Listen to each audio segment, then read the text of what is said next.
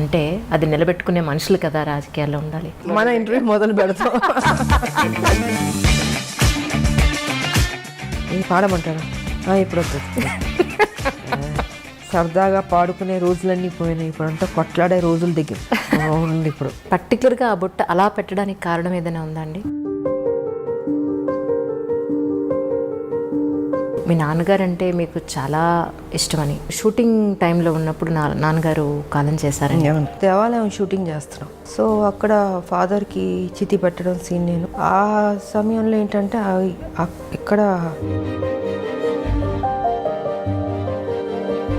So ఇంకా అలాగా ఆయన చనిపోవడం జరిగింది. అయితే నిప్పురవ్వ సినిమా తర్వాత మళ్ళీ బాలకృష్ణ గారితో చేయకపోవడానికి అంటే తర్వాత స్టోరీ ఏమి సెట్ కాలేదంటారా? తర్వాత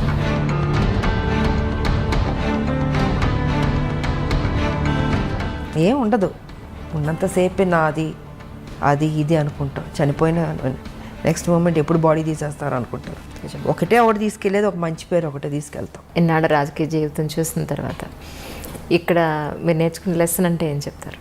పాలిటిక్సే ఉంటుంది.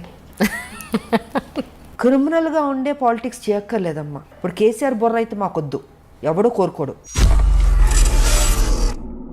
సూర్యకాంతం గారి క్యారెక్టర్ చూసి అమ్మో సూర్యకాంతం గారు అని భయపడేవాళ్ళం, కానీ నిజంగా వాడు చాలా మంచివాడు తెలుసా మీకు. మీకు తెలుసుండి ఒక అమ్మాయికి ఎక్కడైనా అన్యాయం జరిగింది అని అంటే మాత్రం అది ఆ మధ్యన ఒక 3 months బేబీ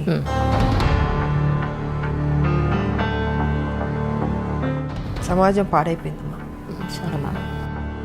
అంటే తల్లి తెలంగాణ పార్టీ ఎందుకు పెట్టాలనిపించింది? ఎందుకు టీఆర్ఎస్లో విలీనం చేశారు? కొంతమంది నాయకుల వల్ల, నేను పేరు చెప్పుకోదలుచుకోలేదు, వాళ్ళు ముఖ్యమంత్రులు కూడా కావచ్చు ఆ రోజుకి. సో వాళ్ళు ఏంటంటే ఈ తెలంగాణ రావడం వాళ్ళకి ఇష్టం లేదు.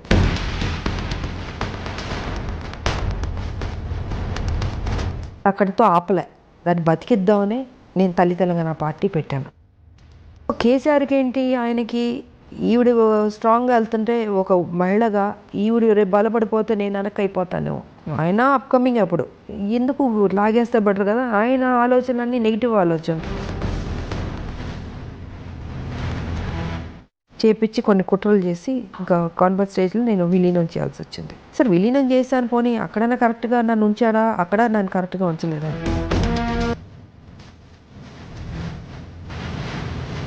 కాంగ్రెస్ ఇస్తున్నాం అని అనౌన్స్ చేసింది, అనౌన్స్ చేసిన నైటే నన్ను సస్పెండ్ చేస్తారు.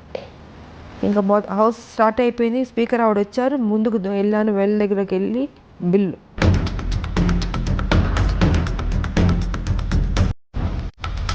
ఈయన చూస్తే ఈయన లేడు, అంటే ఆ ఘట్టంలో కూడా ఈయన లేడు. తెలంగాణ రావాలని ఇంట్రెస్ట్ లేదు ఆయనకి. ఇప్పుడు నెక్స్ట్ ఎన్నికల్లో మీకు ఒక మంచి పోస్ట్ రాబోతోంది అని చెప్పని అన్నారు, ఇది ఎంతవరకు నిజం అంటారు? 1200 మంది చనిపోయారు, వాళ్ళ ఆత్మ శాంతించాలంటే అసలు సిసలైన తెలంగాణ రావాలి అనుకుంటే ఆ తెలంగాణ రావాలి. దోపిడీ తెలంగాణ జరుగుతుంది. మీకు వయసు అయిపోయింది, ఇంకెంతకాలం బతుకుంటారు? ఇంత డబ్బు తిన్నారు కదా, ఏం చేసుకుంటారు ఆయన చెప్పండి. ఇన్ ఫ్యూచర్లో ఎలాంటి ప్రాజెక్ట్స్ అయితే మీరు ఒప్పుకునే అవకాశం ఉంటుంది? ఫ్యూచర్లో అంటారా, నాకు ఒకే ఒకటి ఉంది,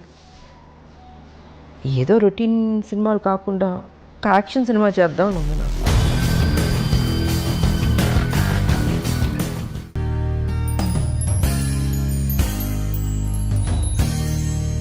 అందరికీ నమస్కారం అండి. ఈరోజు నిజంగా నా గెస్ట్ గురించి ఒక్క మాటలో నేను చెప్పలేను, కానీ ఒక చిన్న మాట చెప్పాలి. ఒక చిన్న పరిచయం, ఏదో ఒక ప్లేస్లో ఒక చిన్న పరిచయం. నిజంగా ఆ గెస్ట్కి నేను ఎప్పటికీ రుణపడి ఉన్నాను. ముందైతే గెస్ట్కి వెల్కమ్ చెప్పేద్దాం. మ్యామ్ నమస్కారం. నమస్తే. మిమ్మల్ని ఇలా కలవడం చాలా సంతోషంగా ఉంది. ఇంకోటి ఏంటంటే ఐ డ్రీమ్లో మీరు మొట్టమొదటిసారిగా మాకు ఇచ్చే first interview. I'm really so excited. మీకు చాలా రుణపడి ఉన్నాను. ఎలా అంటే చాలామంది నాతో అన్నారు, విజయశాంతి గారి దగ్గరికి ఏ ఒక్క లేడీ వచ్చినా సరే ఆవిడ ఒక్కసారి మాట ఇస్తే మాట తప్పరు అని. అందరు ఇలాగ చెప్తారులే అనుకున్నాను. నాది ఒక చాలా చిన్న పరిచయం. యాక్చువల్లీ నేను మీకు గుర్తున్నాను అనుకున్నాను. సరిలేరు నీకెవరు షూటింగ్ అప్పుడు కలిసాం, మీరు నన్ను అడిగారు. Yes ma'am. సో అప్పుడు అడిగింది ఇప్పుడు కుదిరింది. నిజం మ్యామ్. నాకు ఎంత సంతోషం అంటే మా లాక్డౌన్లో మీ డోర్ కొట్టి మ్యామ్ ఇంటర్వ్యూ ఒకసారి గుర్తు చేద్దామని వచ్చానంటే మీరు ఇక్కడి నుంచి అంజలి నువ్వు నాకు గుర్తున్నావు, నేను నీకు ఇంటర్వ్యూ ఇస్తాను, మాట ఇస్తాను అని అన్నారు. మాట ప్రకారం అలాగే నిలబెట్టుకున్నారు. Thank you. నాకు ఇప్పుడు అనిపిస్తుంది ఏంటి అంటే మీలాంటి వాళ్ళు కదా నిజంగా రాజకీయాల్లోకి రావాలి. మాట ఇచ్చారు అని అంటే అది నిలబెట్టుకునే మనుషులు కదా రాజకీయాల్లో ఉండాలి. But really ma'am such a great meeting with you. Thank you. చాలా చాలా సంతోషంగా ఉంది. అది నేను నా సంతోషం చెప్పలేకపోతున్నా ఒక్క మాట. మన ఇంటర్వ్యూ మొదలు పెడతాం ఇలా ఇంటర్వ్యూ మొత్తం పూర్తనే ఉంటారు. రియలీ మ్యామ్ మ్యామ్ యాక్చువల్లీ మీ లైఫ్ని ఒక 3 పార్ట్స్గా తీసుకుంటే, ఒకటి మీ పర్సనల్ లైఫ్, 2 సినీ రంగ ప్రవేశం, 3 రాజకీయ జీవితం. ఈ మూడింటిని ఐ డ్రీమ్లో ఒక బయోగ్రఫీ లాగా కమింగ్ జనరేషన్స్ ఎప్పుడు ఆల్మోస్ట్ యూట్యూబ్లో 100 సంవత్సరాలు ఉంటుందట. సో దీని ఒక బయోగ్రఫీ లాగా తీసుకుని మీ జీవితంలో ఈ 3 ఎలిమెంట్స్లో ఇంపార్టెంట్ ఎలిమెంట్స్ని అలా డీటెయిల్డ్గా తీసుకుందనే ఉద్దేశంతో వచ్చిన కారణం. ఈ అవకాశాన్ని ఇచ్చిన మీకు నిజంగా చాలా చాలా ధన్యవాదాలు. ఒక్కసారి ఇప్పుడు దసరా నవరాత్రులు నడుస్తున్నాయి, చాలా డిఫరెంట్గా పెట్టారు బొట్టు. ఈ బొట్టుకి దసరాకి లేదు, నేను దీక్షలో ఉన్నాను. నేను ఆ పూజ చేస్తున్నాను, నేను నవరాత్రి పూజలు. సో కొన్ని పూజలు అంటే నేను డెఫినెట్గా నేను చేస్తూ ఉంటాను. సో ఇది నవరాత్రి కాబట్టి అమ్మవారికి ఆ దీక్షలో ఇంకా చేస్తున్నాను నేను. ప్రశాంతంగా ఉంటుంది మాకు, అంటే మార్నింగ్ అన్ని పూజలే ఉంటాయి కదా మాకు. గేట్ లోపలికి వస్తుంటేనే గేట్లోకి వస్తుంది ఒక ఫ్లేవర్, ఒక పువ్వుల వాసన, ఒక అగరబత్తి ధూపం. అది ఇల్లంతా మొత్తం పూజలు అగరబత్తులు అన్నీ ఉంటాయి. ఇంకా దేవుడు అంటే ఆ పూజ అంటే ఇంకా దానికి మనం టైం కేటాయిస్తూ ఉంటాం. కాకపోతే రాజకీయం మాకు ఉంటుంది, తప్పదు.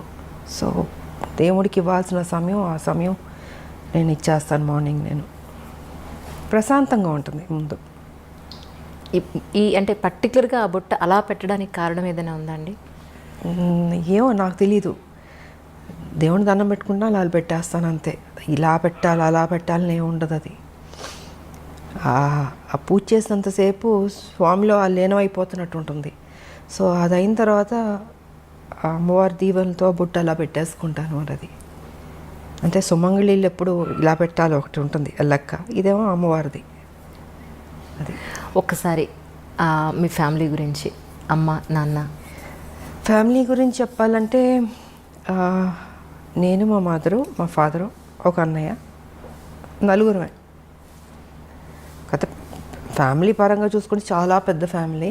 బట్ మా మదర్కి ఫాదర్కి నేను మా అన్నయ్య ఆయన జస్ట్ ఒక 2-3 years బ్యాక్ చనిపోయారు. సో నేను ఒక్కదానే ఉన్నాను. అండ్ ఇప్పుడు నేను నా భర్త, అంతే, ఇద్దరమే. చిన్న ఫ్యామిలీ ఇప్పుడు. కానీ మీ గురించి తెలుసుకోవాలి ఇంటర్వ్యూ కోసం అన్నప్పుడు నాకు యూట్యూబ్లో చాలా వీడియోలు మీ నాన్నగారు అంటే మీకు చాలా ఇష్టమని, మీరు షూటింగ్ టైంలో ఉన్నప్పుడు నాన్నగారు కాలం చేశారని, దాన్ని అసలు ఆ టైంలో మీరు కళ్ళు తిరిగి పడిపోయారని కూడా కొన్ని వీడియోలో చెప్పడం జరిగింది. ఒక్కసారి నాన్నగారి గురించి తెలుసు. యాక్చువల్గా దేవాలయం షూటింగ్ చేస్తున్నాం, అమరావతి, గుంటూరు నుంచి అమరావతి. సో అక్కడ షూటింగ్ చేస్తుంటే అక్కడ ఏంటంటే ఫాదర్కి చితి పెట్టడం సీను, టి కృష్ణ గారు డైరెక్షన్, దేవాలయం, శ్రవణ్ బాబు గారిని. సో అక్కడ ఫాదర్కి చితి పెట్టడం సీన్ నేను వెళ్ళి కూతురు చితి పెడుతుంది. ఆ సమయంలో ఏంటంటే ఇక్కడ చెన్నైలో అప్పుడు మా నాన్నగారు పోవడం జరిగింది. నాకు తెలియదు, చెప్పలే, టి కృష్ణ గారు ఎవరు చెప్పలే. సరే ఈవినింగ్ షూటింగ్ అంతా అయిన తర్వాత ఇన్ఫర్మేషన్ వచ్చింది. ఇప్పుడంటే మనకు సెల్ ఫోన్స్ ఉన్నాయి, అప్పుడంతా ల్యాండ్ లైన్, టైం పట్టేది, దొరికేది కాదు. ఐ థింక్ 6:37కి టి కృష్ణ గారికి వచ్చింది మెసేజ్, ఇలాగా ఫాదర్ పోయారు అనేసి. సో ఆయన ఏం చేశారంటే పోయారని చెప్పలే నాకు. నైట్ షూటింగ్ ఉండింది, డే అంతా శ్మశానంలో షూటింగు, నైట్ వచ్చి ఈ దశావతారాలు పాటలు తీస్తున్నాం. అది సో దానికి నేను డ్రెస్ చేంజ్ చేసుకోవడానికి క్లాసికల్ డ్రెస్ చేసుకుని రెడీ అయ్యి వస్తున్నాను. టి కృష్ణ గారు అన్నారు, ఇలా నాన్నగారికి బాగాలేదంట, బయలుదేరమ్మన్నారు అన్నారు. అంతే చెప్పారు. ఏమైందంటే లేదు బాగాలేదన్నారు, అంతే, టెన్షన్ అవ్వబాకమ్మా, బాగాలేదన్నారు అన్న. సరే ఆల్మోస్ట్ అన్ని ట్రైన్లు వెళ్ళిపోయినాయి. నైటు అంటే అమరావతి నుంచి గుంటూరుకు రావాలి కదా, వచ్చేటప్పటికి 11-12 అయినట్టు ఉంది నాకు. ఇంకా 12 లాస్ట్ ఒక ట్రైన్ ఉండింది, ఆ ట్రైన్ పట్టుకుని నేను చెన్నైకి వచ్చాను. చెన్నైకి వచ్చి ఇంటికి వచ్చి చూసేటప్పటికి నాన్నగారు పడుకొని ఉన్నారు. నాకేం అర్థం కాలే, అట్లా టోటల్గా అప్సెట్ అయిపోయి మధుర అక్కడ కూర్చున్నారు. ఆవిడ వస్తుంది, నాకేం అర్థం కావట్లే. ఎందుకంటే మా నాన్నగారు అంటే చాలా ఇష్టం నాకు నిజంగా. సో ఇంకా అలాగా ఆయన చనిపోవడం జరిగింది. అండ్ దాని తర్వాత మళ్ళీ 1 year గ్యాప్లో మా మదర్ పోయారు. అంటే ఒక దెబ్బ మీద ఇంకొక దెబ్బ. ఆ ఏజ్ చిన్నపిల్లని ఏం తెలుస్తుంది మనకి. తల్లిదండ్రులు ఉండాలని కోరుకుంటాం. అలాంటిది నాన్నగారు ఎన్నో కళ్ళుగా అన్నారు నా కూతురు పెద్ద స్టార్ అవ్వాలి అనేసి. సో ఆ టైం అప్కమింగ్ స్టేజ్ అప్పుడంతా. ఆ సమయంలో ఆయన లేకపోవడం అన్నది పెద్ద సెట్ బ్యాక్ నాకు, నా జీవితంలో పెద్ద బ్లో నాకు.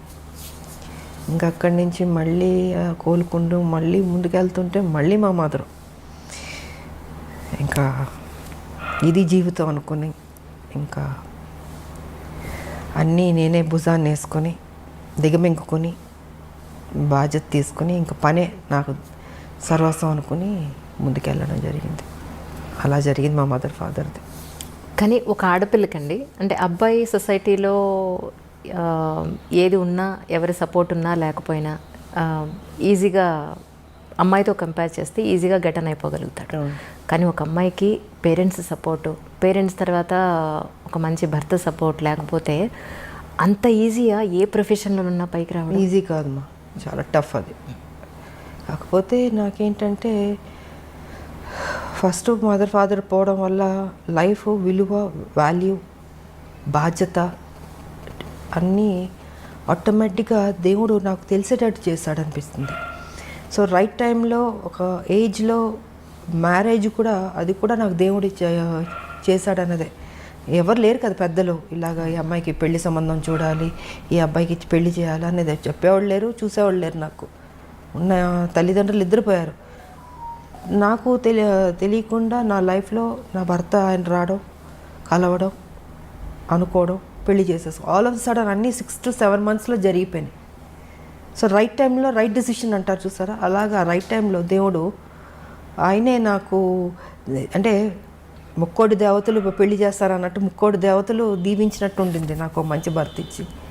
రైట్ టైంలో ఒక సపోర్ట్ ఉండాలి అన్నది జరిగింది. సో లైఫ్ ఇదైంది. బట్ ఆడపిల్లలకి ఎప్పుడూ తల్లిదండ్రులు ఉండాలమ్మా. కొంతమందికి స్మూత్గా వెళ్తుంది, కొంతమందికి టఫ్గా ఉంటుంది. సో నాకేంటి అన్నీ దెబ్బలే కదా జీవితంలో, అన్నీ స్మూత్గా ఎప్పుడు లేదు నా లైఫ్. అన్నీ టఫ్గా దెబ్బలు తింటూ నేర్చుకుంటూ ముందుకు వెళుతూనే అనుకున్నది సాధించాను. కాబట్టి మా ఫాదర్ ఒక కోరిక నేను నెరవేర్చాను, పెద్ద స్టార్ అవ్వాలన్నది. దాని తర్వాత మా భర్త సేమ్ అదే బాధ్యత ఆయన తీసుకుని, ఆయన కూడా అక్కడితో ఆపలే. పెళ్ళైన తర్వాత ఏదో ఇంట్లో కూర్చోబెట్టడం లేదు, ఆయన కూడా ఆ బాధ్యత తీసుకుని, ఆ టాలెంట్ ఉన్నవాళ్ళు ఇంట్లో ఉండకూడదు అన్నది ఆయన ఆలోచన కూడా. సో ఆయన కూడా దాన్ని అలా కంటిన్యూ చేసి మీకు కర్తవ్యం అన్నది ఆయన ప్రొడ్యూస్ చేసి, సో ఒక హీరో ఇమేజ్ తీసుకొచ్చింది మా భర్త. అంటే తను ఓన్లీ ఒక హౌస్ వైఫ్లో లేకపోతే ఈ గ్లామరో ఇలా కాదు, ఇంకేదైనా కొత్తగా చేద్దామని పోలీస్ ఆఫీసర్ది కర్తవ్యం అన్నది ఆయన ప్రొడ్యూస్ చేశారు.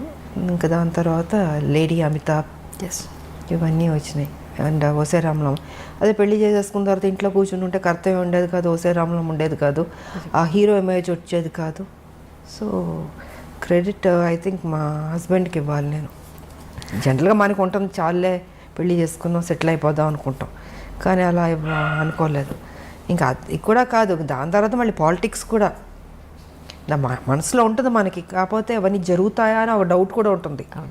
కానీ వెనక నేను సపోర్ట్ చేసి ముందుకు నడిపిస్తూ, ఈ దారిలో వెళ్ళు, ఈ దారిలో నువ్వు చేయి, నీ డ్యూటీ నువ్వు కరెక్ట్గా చేయి, ఆటోమేటిక్గా అన్నీ సర్దుకుంటాయి, మంచి జరుగుతాయి అన్నది ఆయన చెప్పింది. ఇంకా అలాగా. కానీ ఒక విమెన్ ఏ ఇండస్ట్రీలో ఉన్నా సరే ఒక ఇమేజ్ తెచ్చుకోవడం, వాళ్ళకంటూ ఒక గుర్తింపు తెచ్చుకోవడం అనేది చాలా కష్టం.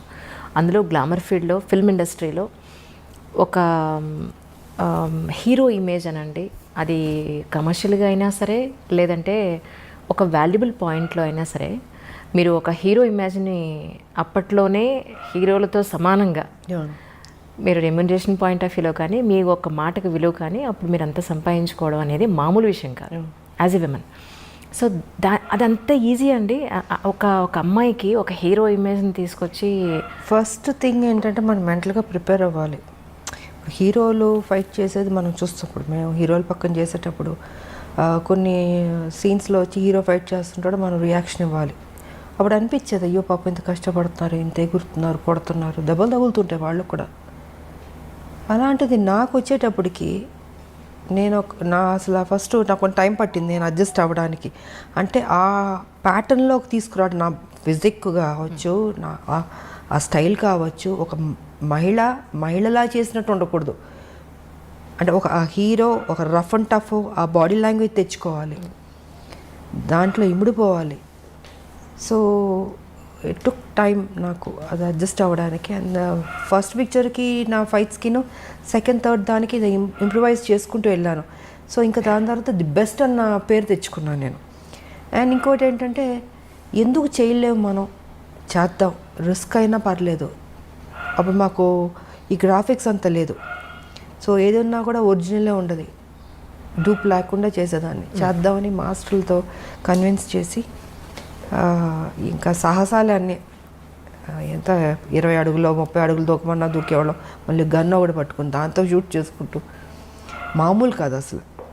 సో ఇలాగా ఇంప్రూవైజ్ చేసుకుంటూ ఇంకా బెటర్మెంట్ చేద్దాం అన్నది సినిమా నుంచి సినిమాకి బెటర్ అయింది నాకు. సో నన్ను నేను ప్రూవ్ చేసుకోగలిగాను. ఒక యాక్షన్ హీరోలే కాదు, హీరోయిన్ కూడా చేయగలుగుతుందని. మళ్ళీ దాంట్లో స్టైల్ ఉండాలి, అందం ఉండాలి. ఏదో కొట్టామన్నట్టు కాకుండా ఎక్స్ప్రెషన్ ఉండాలి, బాడీ లాంగ్వేజ్ కరెక్ట్గా ఉండాలి, ఫినిషింగ్ బాగుండాలి. అది డ్యాన్స్ కావచ్చు, ఫైట్స్ కావచ్చు, ఏదైనా బ్యూటీ ఉండాలి, న్యాచురల్గా ఉండాలి, ఆర్టిఫిషియల్గా ఉండకూడదు. ఏదో ఇప్పుడు జంప్ చేయమన్నారు ఇలా జంప్ చేయడం కాదు, ఒరిజినల్గా జంపింగ్లానే ఉండాలి, రఫ్ లుక్ ఉండాలి. సో ఇలాగ నా బాడీని నేను మలుచుకుంటూ చేశాను నేను. కానీ ఫిల్మ్ ఇండస్ట్రీలో ఒక అమ్మాయికి గ్లామర్ పాత్రలు జనరల్గా అందరికీ వస్తుంటాయి. కానీ ఆర్టిస్ట్ వాళ్ళలో ఉన్న నటనని బయటికి తీసుకురాగలిగే డైరెక్టర్లు కానీ, అలాంటి సినిమాలు కానీ, అలాంటి కథలు కానీ, you are really so blessed. ఒక స్వయం కృషి తీసుకున్న, వందే మాతరం తీసుకోవాలంటే టి కృష్ణ గారు అండి. అవునండి. ఆయనకి నేను రుణపడి ఉన్నాను, థ్యాంక్స్ చెప్పుకోవాలి. ఎందుకంటే ఆయన ఎక్కడున్నా ఆయన బ్లెస్సింగ్స్ ఉన్నాయి. తనలో ఒక నటన ఉందన్నది నేటి భారతంలో తీసుకొచ్చాడు బయటికి. తీసుకొచ్చి నాకు రావాల్సిన పేరు అద్భుతంగా వచ్చింది. విజయశాంతి ఓన్లీ గ్లామర్ కాదు, తను నటించగలుగుతుందని ఆ క్రెడిట్ కృష్ణ గారికి వెళ్తుంది. ఆయన ఏం చేశారు, అక్కడితో కాకుండా ఆయన అన్ని సినిమాల్లో విజయశాంతినే ఉంచాలి. అంటే ఆయన మైండ్ సెట్లో ఏముంది, ఓ రెవల్యూషనరీ ఫిలిమ్స్ అంటే అది తను సూట్ అవుతుంది, ఆయన రాసుకున్న కథకి ఆ పాత్రకి తను న్యాయం చేయగలుగుతుంది, తన ఎక్స్ప్రెషన్స్ బాగా రాబట్టగలుగుతుంది, సో బాగుంది అన్నది ఆయన మైండ్లో పెట్టుకుని ప్రతి సినిమాకి ఇంక తనే ఉండాలి, శాంతమ్మే ఉండాలి. ఆయనతో ఆప్యాయతగా పిలిచాడు శాంతమ్మని. సో ఆయన ప్రతి సినిమాలకు పెట్టేవారు. నేను ఒక స్టేజ్లో అన్న అని పిలిచేదా, అన్న మీకు బోర్ కొట్టదా, అన్ని సినిమాల్లో నేనే పడతాను, ఇంకొక హీరోయిన్ పెట్టండి అన్న. లేదు శాంతమ్మ నువ్వే చేయాలి, నువ్వే బాగా చేస్తున్నావు అనేసి. ఒక స్టేజ్లో అయితే ప్రతిఘటన అయితే నేను అన్నాను, కథ విన్నాను బాగుంది, బట్ నాకు డేట్లు కుదరలేదు, టోటల్గా బిజీగా ఉన్నాను. అప్పుడు అన్నాను, అన్న కుదరట్లేదు అంటే, నువ్వు చెయ్యాలి, ఇది నువ్వు చేయకపోతే నేను చెయ్యను, భీష్మించి కూర్చున్నాడు ఆయన. ఇంకా ఏంటంటే ఆఖరికి అందరు ప్రొడ్యూసర్లు రిక్వెస్ట్ చేసి 1 నెల నాకు ఇవ్వండి అని 1 మంతే నాకు వెళ్ళాను. వైజాగ్ వెళ్ళి కంప్లీట్ చేసుకుని వచ్చేసాను. సో అంటే నేను చేయలేను అనుకున్నది దేవుడు కూడా అక్కడ కూడా నువ్వే చేయాలన్నట్టు చేయించాడు. అదొక మలుపు. మళ్ళీ సూపర్ స్టార్ అన్నది ప్రతిఘటనతో స్టార్ట్ అయింది నాకు ఆ టైటిల్. కానీ అప్పట్లో ప్రతిఘటన అంటే ఒక రెవల్యూషన్ తీసుకొచ్చి, అసలు యాక్చువల్గా చాలా చిన్నమ్మాయి నేను.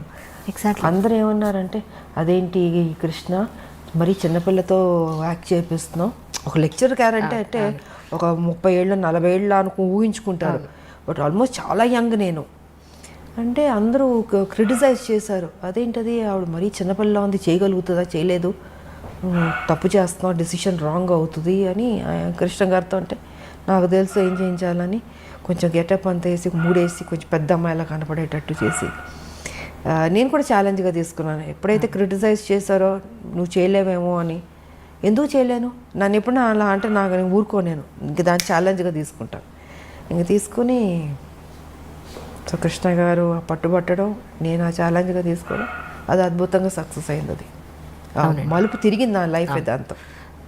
మీలో నటనని బయటికి తీసుకొచ్చింది ఒక మాస్. అందరూ గ్లామర్ని చూస్తే ఆయన మాత్రం మీలో ఉన్న అంతే. ఫస్ట్ కృష్ణ గారికి క్రెడిట్ వెళ్తుంది. దాని తర్వాత మిగతా వాళ్ళందరూ మంచి డైరెక్టర్లు, గొప్ప డైరెక్టర్లు పనిచేస్తారు, బట్ డిఫరెంట్ క్యారెక్టర్స్. బట్ ఆ అమ్మాయిలో ఆ టాలెంట్ ఉన్నదని తీయాలి కదా ఎవరో ఒకళ్ళు, అది టీ కృష్ణ గారు. అవును. కానీ ఒక ఆర్టిస్ట్కి తన జీవితం మొత్తం మీద చూసుకుంటే మహా అయితే ఒక 2, 3 దొరుకుతాయేమో అలాంటి రేర్ మనసు కరెక్ట్ కదా. కానీ మీ విషయంలో ఒక పెద్ద లిస్టే ఉందండి. నిజంగా నేను ప్రిపేర్ చేసుకున్నాను, చదవండి లిస్ట్. అసలు మామూలు కాదు. మీరు టీ కృష్ణ గారితో చేసిన సినిమాల దగ్గర నుంచి టీ కృష్ణ గారితో దగ్గర మీరు 6 సినిమాలు కంటిన్యూస్గా చేశారు. అన్నింటికన్నా మించి అసలు మీరు చేసిన సినిమాలు అన్నింటిలో అద్భుతమైన ఆర్టిస్ట్ని బయట తీసుకొచ్చిన సినిమాలంటే 10ల సంఖ్యలో ఉన్నాయి. ఎవరికన్నా 3, 4 చెప్పుకోవడానికి ఉంటాయి అసలు. అలాంటిది యూఆర్ రియల్లీ బ్లెస్డ్ అండి నిజంగా. అది మా అందరూ దేవుడు ఎందుకో నా మీద కొంచెం ప్రేమ ఎక్కువైనట్టుంది, అందుకే అంత మంచి చేశాడు నాకు. మనసు మంచిది కాబట్టి మంచిగా జరుగుతుంది. నిజంగా నేను ఎప్పుడు ఎవరి గురించి చెడుగానో నాకు అనవసరం. నా పని, నా డ్యూటీ, నా ఇల్లు, అంతే. ఇదే నా ప్రపంచం అనుకున్నాను నేను. కానీ అదే ఒక అమ్మాయికి ఎక్కడన్నా మీకు తెలుసుండి ఒక అమ్మాయికి ఎక్కడన్నా అన్యాయం జరిగింది అని అంటే మాత్రం నిజంగా రాములం బయటకు వస్తుంది అనేది మొన్న అమ్మాయి విషయంలో చిన్నపిల్ల. అఫ్కోర్స్ అది మహిళలకి ఎప్పుడు న్యాయం జరగాలనేది మాత్రం నేను ఫస్ట్ నుంచి పోరాడుతూనే ఉన్నాను. నా వాయిస్ రేస్ చేశాను నేను. బాధగా ఉంటుంది, ఎందుకంటే ఒక మహిళగా నాకు తెలుసు ఆ కష్టాలు, ఎంత కష్టపడితే కానీ ఒక పొజిషన్కి రారు, ఎంత స్ట్రగుల్ అవ్వాల్సి వస్తుంది. ప్రతి చోట అడ్డంకి ఉంటుంది. అంటే మన ప్రొఫెషన్లో ఏ ప్రొఫెషన్ ఎన్నుకున్నా దాంట్లో అచీవ్ చేయడానికి అడ్డుపొలలు వేస్తూ ఉంటారు, వెనక్కి లాగుతుంటారు. సో ఆ పెయిన్ కానీ నాకు తెలుసు. అది కాక మొన్న జరిగిన ఇన్సిడెంట్ అయితే అది మరీ దారుణం అమ్మ. నాకు నిజంగా అది ఆ మధ్యన ఒక 3 months బేబీ, మళ్ళీ అది రిపీట్ చేయాలంటే మళ్ళీ నా మూడ్ పాడైపోద్ది. అది అంటే ఎలాంటి ప్రపంచం ఎలాగైపోతుంది, బాగుపడద్దు అనుకుంటే ఇంకా వర్స్ట్ అవుతుంది ఏంటి అన్నది నిజంగా బాధగా ఉంది. అది తెలియదు మరి, మారాలమ్మా. అదే మొన్న చాలా రోజుల తర్వాత మీరు ఆ ఇష్యూ గురించి ఆ శవం అతనిది కాదు, మీరు అసలు ఏం చేశారో చెప్పండి అని డిపార్ట్మెంట్ వాళ్ళు. బికాస్ ఫస్ట్ లేదంటారు, కాస్త ఉందంటారు.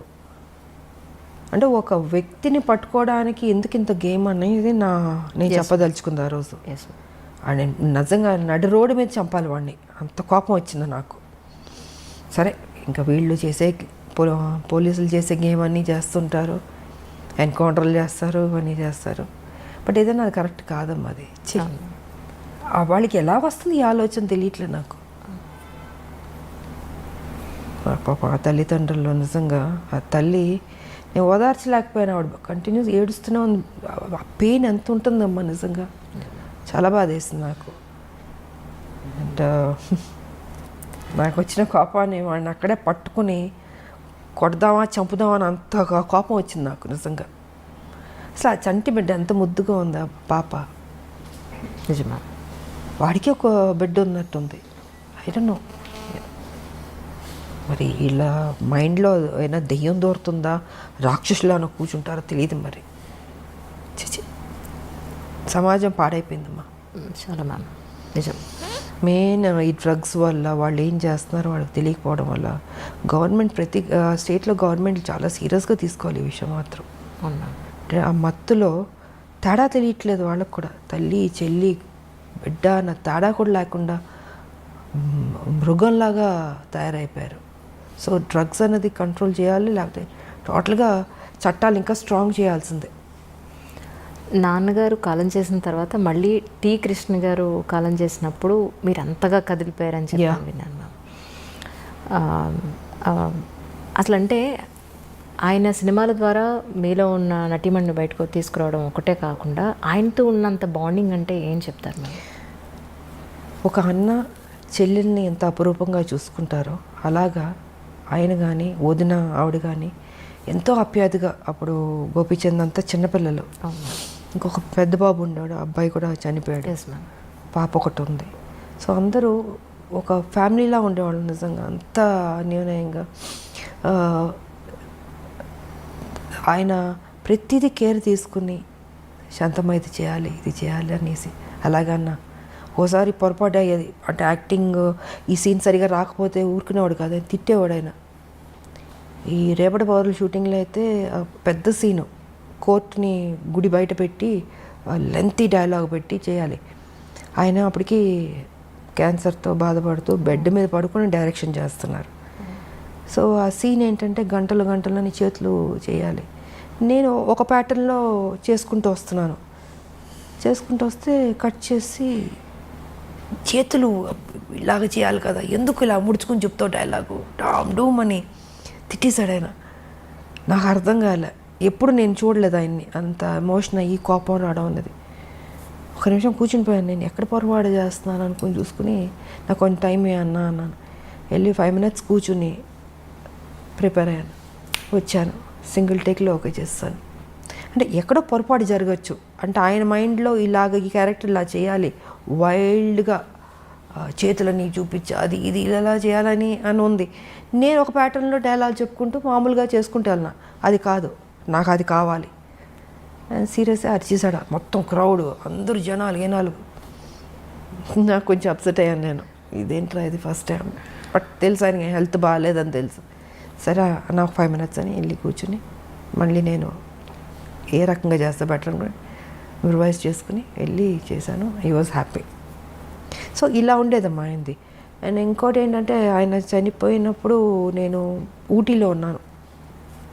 సో ఊటీలో నాకు తెలిసింది వై హరికృష్ణ గారు ఉన్నారు అప్పుడు. కళ్యాణ తాంబూలం షూటింగ్ శోభన్ బాబు గారు నాది జరుగుతుంది. అంటే అప్పుడు తెలిసేటప్పటికి డెఫినెట్గా ఆయన నాకు ఒక గురువు, నాకు ఒక అన్న, అంత కేర్ తీసుకున్న లైఫ్ ఇచ్చిన ఒక గొప్ప వ్యక్తి. ఆయన చనిపోతే మనం ఎలా వదిలేస్తామని అక్కడి నుంచి ఊటీ నుంచి ట్రైన్ పట్టుకుని మొత్తం 2 ట్రైన్లు మారి వెళ్ళాను. నేను వెళ్ళి శ్మశానానికి వెళ్ళేటప్పటికి ఆల్మోస్ట్ అన్నీ అయిపోయినాయి. నేను రీచ్ అయ్యేటప్పటికి వదునున్నారు ఆవిడ అక్కడ.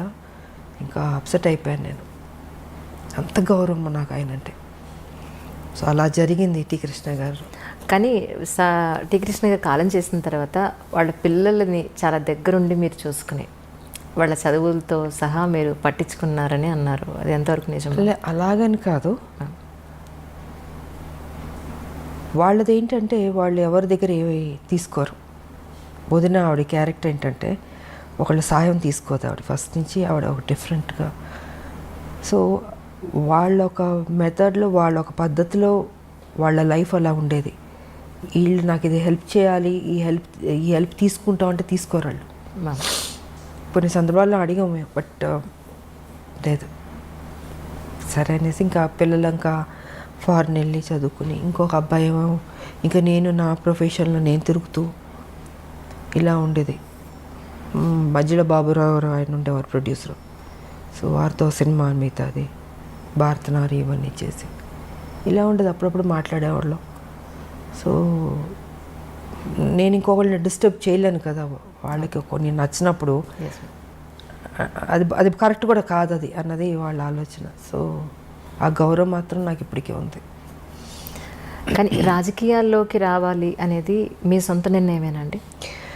రాజకీయాల్లో రావాలన్నది అయితే తెలంగాణ ఇష్యూ అన్నది మైండ్లో ఉంది. బికాజ్ ఈ రజాకార్లు, నిజాం పరిపాలన, మా తాతగారి ఫ్యామిలీ, మా పెద్ద ఫ్యామిలీ ఎలా డిస్టర్బ్ అయింది, ఎలాగా అంటే ఒక చంపడానికి వస్తున్న వాళ్ళు అరిచేతిలో పట్టుకుని చిన్నపిల్లలు. మా మదర్, ఇంకా నేను ఇప్పుడు లేదు, విజయశాంత మనిషే లేదు ఇప్పుడు, ఇంకా మా మదర్కి మ్యారేజ్ అవ్వలే, ఆవిడ ఆవిడ పెద్ద ఫ్యామిలీ.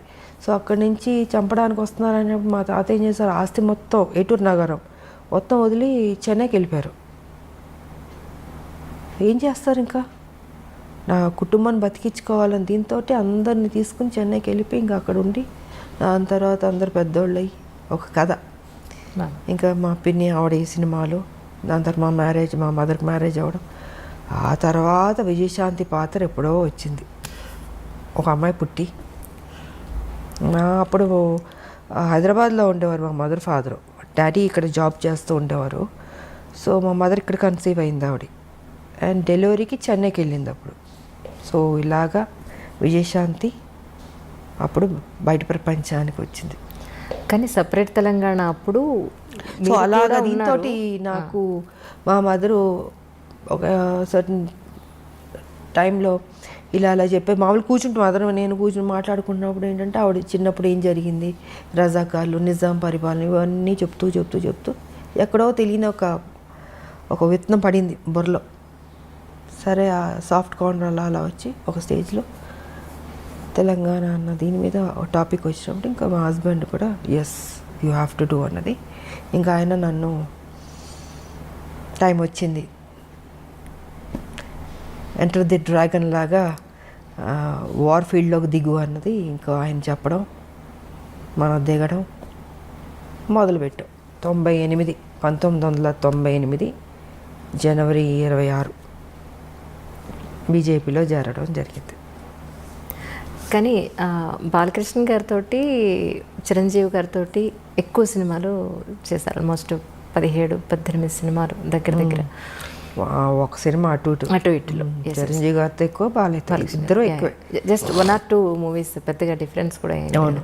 అయితే నిప్పురవ్వ సినిమా తర్వాత మళ్ళీ బాలకృష్ణ గారితో చేయకపోవడానికి అంటే తర్వాత స్టోరీ ఏమి సెట్ కాలేదంటారా? తర్వాత చేయకపోవడానికి కానీ ఎవరితో చేయకపోవడానికి కాదమ్మా, పరిస్థితులను బట్టి ఆ రోజుకి వేరే సినిమాల కమిట్మెంట్లను బట్టి. ఇప్పుడు ఒక సినిమా వచ్చినప్పుడు మనం చేయగలుగుతాం, బాగుంటే చేస్తాం.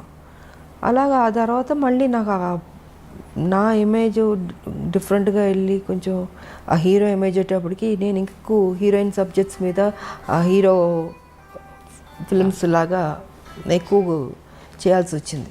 సో కుదరలేదు నాకు. ఇంకా రెమ్యునరేషన్లు పెరిగిపోయినాయి. ఎగ్జాక్ట్లీ హైయెస్ట్ రెమ్యునరేషన్ తీసేసుకున్నాను. సో న్యాచురల్గా నేను ఒక హీరో అయిపోయాను కాబట్టి ఇంకా నా సినిమాలు నేను చేసుకుంటూ ముందుకు వెళ్ళాల్సి వచ్చింది. అలాగా గ్యాప్ వచ్చింది, అంతేగాని ఇంకేంటి. ఒక హీరోయిన్గా అప్పటి వరకు హీరో పక్కన హీరోయిన్గా యాక్ట్ చేసిన ఒక హీరోయిన్, టాప్ మోస్ట్ హీరోయిన్. మీరు ఆల్మోస్ట్ టాప్ మోస్ట్ హీరోలు అందరితో కలిసి మీరు వర్క్ చేశారు. 60 మంది ఉంటారు అనుకుంటా, బహుశా 60 మంది హీరోలతో అనుకుంటాను. ఎగ్జాక్ట్లీ అంటే కొత్త వాళ్ళు, చిన్నవాళ్ళు, మా అందరూ ఆల్ అండ్ ఆల్. సో అలాంటి ఒక హీరోయిన్ తర్వాత మిమ్మల్ని బేస్ చేసుకుని స్టోరీస్ రావడం అనేది మొదలయ్యేది. దాని తర్వాత అలాంటి హీరోయిన్ని మళ్ళీ ఒక హీరో పక్కన పెట్టడం అని అంటే అది ఆల్మోస్ట్ ఇద్దరు హీరోల బరువు. ఒక మాట చెప్పాలంటే అది కథాపరంగా కానీ ఆర్థికంగా. అంటే హీరో ఇమేజ్ వచ్చిన తర్వాత కూడా గ్యాంగ్ లీడర్ చేశాను కదా. గ్యాంగ్ లీడర్ చేశాను, మెకానికల్ అల్లుడు చేశాను. సో చేశాను నేను, బట్ ఎక్కువ దాని మీద నేను ఫోకస్ పెట్టాను. ఇంకా హీరో ఇమేజ్ 1-2 తప్ప ఇంకా దాని తర్వాత కుదరలే. ఒక హీరోయిన్కి హీరోయిన్ సెంట్రిక్ మూవీస్ రావడం అనేది ఇక అది పీక్ పరాకాష్ట అంటారా మీ ఉద్దేశ ప్రకారం? అంతే కదా. నేనే ఊహించుకోలేదు అసలు నా లైఫ్లో ఇలాగ ఒక హీరో ఇమేజ్ వస్తుంది, నేను యాక్షన్ సినిమాలు చేస్తాను, ఎంత రిస్క్ తీసుకుంటాను, ఎంత హైయెస్ట్ పేడ్ హీరోయిన్ అవుతాను, నేను నా లైఫ్లో నేను ఊహించలేదు. నిజంగా అది గాడ్ గిఫ్ట్ అనే చెప్పాలి. ఇప్పటికి ఇది ఎలా జరిగిందో నేను అనుకుంటాను అప్పుడప్పుడు కూర్చున్నప్పుడు. ఇది నిజమేనా, ఇదంతా మాయా? ఒక్కోసారి బట్ అది మాయే. లైఫ్ అంటే మాయే, ఏం ఉండదు. ఉన్నంతసేపే నాది అది ఇది అనుకుంటాం. చనిపోయిన నెక్స్ట్ మూమెంట్ ఎప్పుడు బాడీ తీసేస్తారు అనుకుంటారు. సో ఏది తీసుకెళ్ళాం మనం. ఒకటి తీసుకెళ్ళేది ఒక మంచి పేరు ఒకటే తీసుకెళ్తాం. ఉన్నంత వరకు మంచి చేసామా, ఎగ్జిట్ అయ్యామా, అదే చూసుకోవాలి. 10 మందికి ఉపయోగపడాలి, ఆ హెల్పింగ్ నేచర్ ఉండాలి. ఏది తీసుకెళ్ళినప్పుడు ఎందుకు స్వార్థం ఎందుకు ఉండాలి, ఎందుకు పిసినారులా ఉండాలి? 10 మందికి అన్నం పెట్టండి, కష్టం ఉన్న వాళ్ళని ఆదుకోండి. మీరు చనిపోయేటప్పుడు ఏమో తీసుకెళ్ళరు కదా, మరి ఎందుకు ఆ మెంటాలిటీ ఎందుకు అలా ఉంటుంది మీకు? అది కరెక్ట్ కాదన్నది నేను చెప్పదలుచుకుంది. 10 మందికి ఉపయోగపడి 10 మందికి కష్టంలో ఆదుకున్నా అనుకో, మనం చనిపోయిన తర్వాత అయ్యో మంచోళ్ళ ఆవిడ, మంచిది, మంచి చేసింది, అదొక్కటే తీసుకెళ్తాం.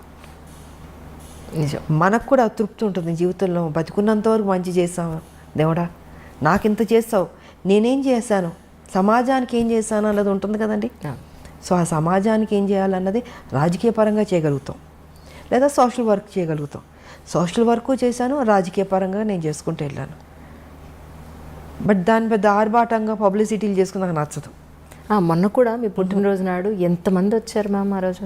నేను చెప్పాను, నేను చూపించుకోను. అవును, నాకెందుకు అది, నాకు అది పబ్లిసిటీ చేస్తుంటే నువ్వు నిజంగా సేవ చేసినలాగా ఉండదు, స్వార్థం కోసం అన్నట్టు ఉంటుంది. సో అందుకే వదిలేయండి, నాకు తోచింది నేను చేసుకుంటూ వెళ్ళిపోతుంటాను అన్నది నా ఆలోచన విధానం. తల్లి తెలంగాణ పార్టీ కింద మీరు చాలా వైద్య సేవలు కూడా అందించారు అప్పట్లో. సో దాని గురించి కూడా ఎక్కడ మీరు ఎప్పుడూ చెప్పుకోలేదు. అదే నేను చెప్పనమ్మా, చదివించేవాళ్ళని చదివిస్తాం, ఇంకా ఆర్థిక పరంగా అందిస్తాం, ఇవి చాలా రకరకాలు ఉంటాయి, మళ్ళీ చెప్పుకోవడం ఎందుకు వేస్ట్. సో నాకు తృప్తి, నా జీవితంలో ఇది ఒక మంచి చేస్తాను, ఒక చిన్న సాటిస్ఫాక్షన్. నాకు ఎవరికైనా ఏదైనా చేస్తే ఎందుకో తెలియదు, ఒక ఆనందం వస్తుంది. నాకు చేసుకోవడం కన్నా ఎదుటోళ్ళు చేస్తే సంతోషపడతాను నేను. సో నా లైఫ్ పద్ధతి అది. అంటే చాలామంది విమర్శకులు అనండి, లేదా మీ గురించి తెలుసుకోవాలనుకునే వాళ్ళనండి, తల్లి తెలంగాణ పార్టీ ఎందుకు పెట్టాలనిపించింది, ఎందుకు టీఆర్ఎస్లో విలీనం చేశారు అని అంటే ఎందుకు పెట్టాలంటే ఆ రోజుకున్న పరిస్థితి ఏంటంటే, ఒక మహిళగా ఇది నా బరువు నా భుజాన్ని వేసుకున్నాను. నా మెంటాలిటీ ఏంటంటమ్మా, ఒక ఇష్యూ నేను టేకప్ చేస్తే అది అచీవ్ చేసి దాంట్లో సక్సెస్ చూసే వరకు నేను నిద్రపోను. దానివల్ల నేను ఎంత కోల్పోతున్నానో సిద్ధపడతాను. ఆర్థిక పరంగా కావచ్చు, లేకపోతే నా కెరియర్ పరంగా కావచ్చు, ఏది కోల్పోయినా పర్లేదు, కానీ నేను అనుకున్నది సాధించాలి అన్న ఒక లక్ష్యంతో నేను తెలంగాణ ఇష్యూని టేకప్ చేశాను. సో 98 నేను బీజేపీలో నేను జాయిన్ అయినప్పుడు తెలంగాణ కోసమే వచ్చాను. ఆ రోజుకున్న నాకు ఆఫర్స్ కానీ కంటెస్ట్ చేయమన్నా కానీ, లేకపోతే ఆ రోజు అధికారంలోకి వచ్చింది బీజేపీ, నేను మంత్రిని అయి ఉండేదాన్ని. నాకు లేనిది లేదు, అన్నీ ఉన్నాయి, నాకు అన్నీ ఆఫర్స్ చేశారు. కానీ ఇది కాదు కదా, ఒక ఉద్యమం, ఒక తెలంగాణ స్టేట్ అన్నది చాలా పెద్ద విషయం. అది ఒక మహిళగా నేను అది ఉన్నది, ఆల్రెడీ ఉంది, దాన్ని బతికిద్దాం, దాన్ని తీసుకొద్దాం బయటికి, దాన్ని అచీవ్ చేద్దాం అన్న దీంతో ఆ రోజు నేను ఆ నిర్ణయం తీసుకుని చేసుకుంటూ వచ్చాను. కానీ ఒక సందర్భంలో ఏంటంటే, కొంతమంది నాయకుల వల్ల, నేను పేరు చెప్పుకోదలుచుకోలేదు, వాళ్ళు ముఖ్యమంత్రులు కూడా కావచ్చు ఆ రోజుకి. సో వాళ్ళు ఏంటంటే ఈ తెలంగాణ రావడం వాళ్ళకి ఇష్టం లేదు. సో దీనివల్ల నేను ఆ రోజుకి ఉన్న పరిస్థితికి నేను పార్టీ విడిచి బయటకు రావాల్సి వచ్చింది. చెప్పాలంటే కూడా చెప్పచ్చు, it's because of TDP. Chandrababu గారు ఆ రోజు పరిస్థితిలో వాళ్ళు అలయన్స్లో ఉన్నారు అందరూ. వాళ్ళు ఏంటంటే ఒప్పుకోవట్లేదు. ఇప్పుడు ఇవాళ మనకి మోడీ గారికి ఉన్న మెజారిటీ, ఫుల్ మెజారిటీ అప్పుడు లేదు. Number of alliance partners, ADMK కావచ్చు, డిఎంకే కావచ్చు, మన అదేంటి టీడీపీ కావచ్చు, ఇలా నెంబర్ ఆఫ్ పార్టీస్ ఉంది. కాబట్టి అదేంటంటే అవుట్ ఆఫ్ ద వే వెళ్ళి ఇవ్వాలి. ఫుల్ మెజారిటీ వచ్చి ఉంటే ఇచ్చేసేవాళ్ళు, కానీ రాలే. మిగతా అలయన్స్ పార్టీల మీద ఉండాల్సి వచ్చింది వాళ్ళ సపోర్ట్తో. అప్పటికీ నేను ఫైట్ చేశాను, మ్యాక్సిమం నేను ఫైట్ చేశాను. ఇంకొక స్టేజ్లో అయితే ఇంకా సరే, ఇప్పుడు వాళ్ళ ఆలోచన వాళ్ళకు ఉండొచ్చు, చంద్రబాబు గారు కలిసి ఉండాలని. కానీ తెలంగాణకి ఎంత అన్యాయం జరుగుతుందో, ఈ స్టేట్ వస్తే వాళ్ళకి బెటర్ అవుతుంది కదా అన్నది నాకు.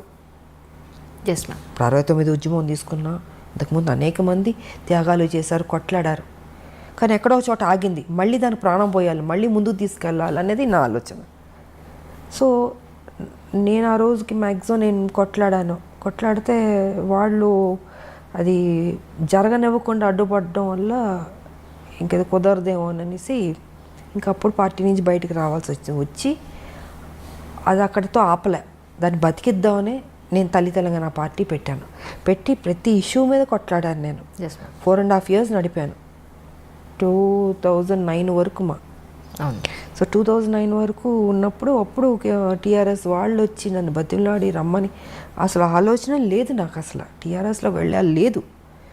వాళ్ళ కేసీఆర్ గారి గురించి మీకు అందరికీ బాగా తెలుసు, ఆ రోజు తెలిసే పరిస్థితిలో లేదు. కానీ నాకు తెలుసు, నాకు పెద్ద ఇంట్రెస్ట్ కూడా లేదు. నా పార్టీ ప్రెసిడెంట్ నేను. 4.5 years నుంచి ప్రతి ఇష్యూస్, రైతులు కావచ్చు, స్థానికుల ఉద్యోగాలు కావచ్చు, మూసీ నది కావచ్చు, విష జ్వరాలు కావచ్చు, కరెంటు కావచ్చు, యువకుల ఇష్యూ కావచ్చు, ఉద్యోగస్తులు కావచ్చు, ఇవన్నీ ఇష్యూస్ ఒకటి కాదు. ఇంత కొట్లాడుతూ దూకుడుతూ వెళ్తున్నప్పుడు అప్పుడు వైఎస్ రాజశేఖర రెడ్డి గారు వీళ్ళందరూ అమ్మో ఈ అమ్మాయి బాగా దూకుడు మీద వెళ్తుంది అంటే, బాగా చేస్తున్నా నేను, నా డ్యూటీ నేను కరెక్ట్గా చేస్తున్నా. కరెక్ట్. సో ఓ పక్కన మెచ్చుకునేవారు, బయట మెచ్చుకునేవారు. బట్ ఈ అమ్మాయి దూకుడు మీద వెళ్తే ఇంకా స్ట్రాంగ్ అయిపోతుంది, బలపడకూడదు అని కొంతమందికి ఉండొచ్చు. సో కేసీఆర్కి ఏంటి, ఆయనకి ఈవిడ స్ట్రాంగ్గా వెళ్తుంటే ఒక మహిళగా ఈవిడ రేపు బలపడిపోతే నేను వెనక్కి అయిపోతానేమో అప్పుడు ఈ వాజ్ సో ఆయన అప్కమింగ్ అప్పుడు పార్టీ పెట్టుకుని 2001లో. సో ఈ అమ్మాయి ఇంత బోల్డ్గా వెళ్తుంది కదా, ఎందుకు లాగేస్తే బెటర్ కదా, ఆయన ఆలోచనలన్నీ నెగిటివ్ ఆలోచనలు. నాకు కొంతవరకు అర్థమైపోయింది ఈయన కరెక్ట్గా ఉంటాడని. బట్ ఈయన ఏంటంటే మనుషులు కబురు పెట్టి జయశంకర్ గారు మేధావులు వాళ్ళతో వీళ్ళతో ఏంటంటే మర్జ్ చేయమని నా మీద ఫోర్స్ పెట్టేవారు. నేను ఎందుకు అంటాను, రెండూ ఒక కాజ్ మీద వెళ్తున్నప్పుడు మీరు తెలంగాణ కోసం, నేను తెలంగాణ కోసం. మీరు ఇప్పుడు వచ్చారు, నేను 98 నుంచి నేను మొదలు పెట్టాను. సో ఇద్దరం కలిసి ఉద్యమాలు చేద్దామండి, నేను ఎందుకు నా పార్టీ మీ దాంట్లో విలీనం చేయాలి. ఆయన ఏంటంటే డొంక తిరుగుడు తిప్పి మిగతా మేధావులతోటి జయశంకర్ గారితో అందరి మీద ఇలా కాదు ఇలా బాగుంటుంది, ఇలా కాదు ఇలా బాగుంటుంది అనేసి చాలా డిస్కషన్స్ జరిగినాయి. ఇంకా ఆఖరికి ఏం తీసుకొచ్చాడంటే ఇంక మనం ఏదో కరెక్ట్ కాదు వాళ్ళే కరెక్ట్ అన్న ఫీలింగ్తో చేపించి కొన్ని కుట్రలు చేసి ఇంకా కాన్ఫరెన్స్ స్టేజ్లో నేను విలీనం చేయాల్సి వచ్చింది. లేకపోతే విలీనం చేసి ఉండేది అది కాదు. సార్ విలీనం చేశాను పోనీ అక్కడైనా కరెక్ట్గా నన్ను ఉంచాడా, అక్కడ నన్ను కరెక్ట్గా ఉంచలేదు ఆయన. జేరన్ దగ్గర నుంచి నన్ను సస్పెండ్ చేసి బయటికి పంపించే వరకు ఇదే టెన్షన్ నాకు. నేను ఎంపీగా పోటీ చేసినప్పుడు కూడా నన్ను ఓడగొట్టాలని చూశాడు ఆయన. బట్ లక్కీగా నేను గెలిచాను నేను. సో గెలిచిన తర్వాత వెంటనే మళ్ళీ ఏదో ఒక నిందేయడం, ఒక సాకు చూపించడం, దాంతో నాతో మాట్లాడడం మానేశారు. 6 months ఎంపీగా గెలిచిన తర్వాత 6 months అని దూరం పెట్టాడు, మాట్లాడలే. నా కాన్స్టిట్యున్సీ పనులు నేను చేసుకున్నాను. మళ్ళీ ఈయన నిరాహార దీక్ష చేయబెట్టాడు. దాని తర్వాత ఈయన చచ్చిపోతాడేమో నేను మొత్తం ఢిల్లీ వాళ్ళతో మాట్లాడి గవర్నర్తో మాట్లాడి, తివారీ గారు గవర్నర్ అప్పుడు తివారీ గారు ఉన్నారు, సో చిదంబరం గారు ఉన్నారు అప్పుడు, he was home minister. So మిగతా అందరితో మాట్లాడి ఈయన నిరాగదీక్ష చేస్తున్నారు, ఆయన చనిపోతాడేమండి, హెల్ప్ చేయండి ఆయన్ని. అప్పటికి మాటలు లేవు నాకు ఆయనకి. సో ఈ రకంగా చేసాం. అప్పుడు ఆ సందర్భంలో మళ్ళీ ఆయన కలిసి ఆయన హాస్పిటల్లో ఉన్నప్పుడు అప్పుడు మాట్లాడుకోవడం జరిగింది. మళ్ళీ మాట్లాడుకుని మళ్ళీ పార్టీలో మళ్ళీ మామూలు అయిన తర్వాత మళ్ళీ నా మీద ఇదే అది ఎప్పుడు ఆయన ఒక టైం వెయిట్ చేస్తూ కూర్చున్నాడు, ఈవిని ఎప్పుడు బయటికి పంపించేద్దామని. సో 2013లో కాంగ్రెస్ ఇస్తున్నాం అని అనౌన్స్ చేసిన నైటే నన్ను సస్పెండ్ చేస్తాడు. మేము ఆ మేడంని విజయశాంతి గారిని మేము సస్పెండ్ చేయలేదు, ఆవిడే పెట్టకుండా మీరు యూట్యూబ్ కాదండి, మీరు కప్పుకున్నారు అని చెప్పి మీరు యూట్యూబ్లోకి వెళ్ళొచ్చు.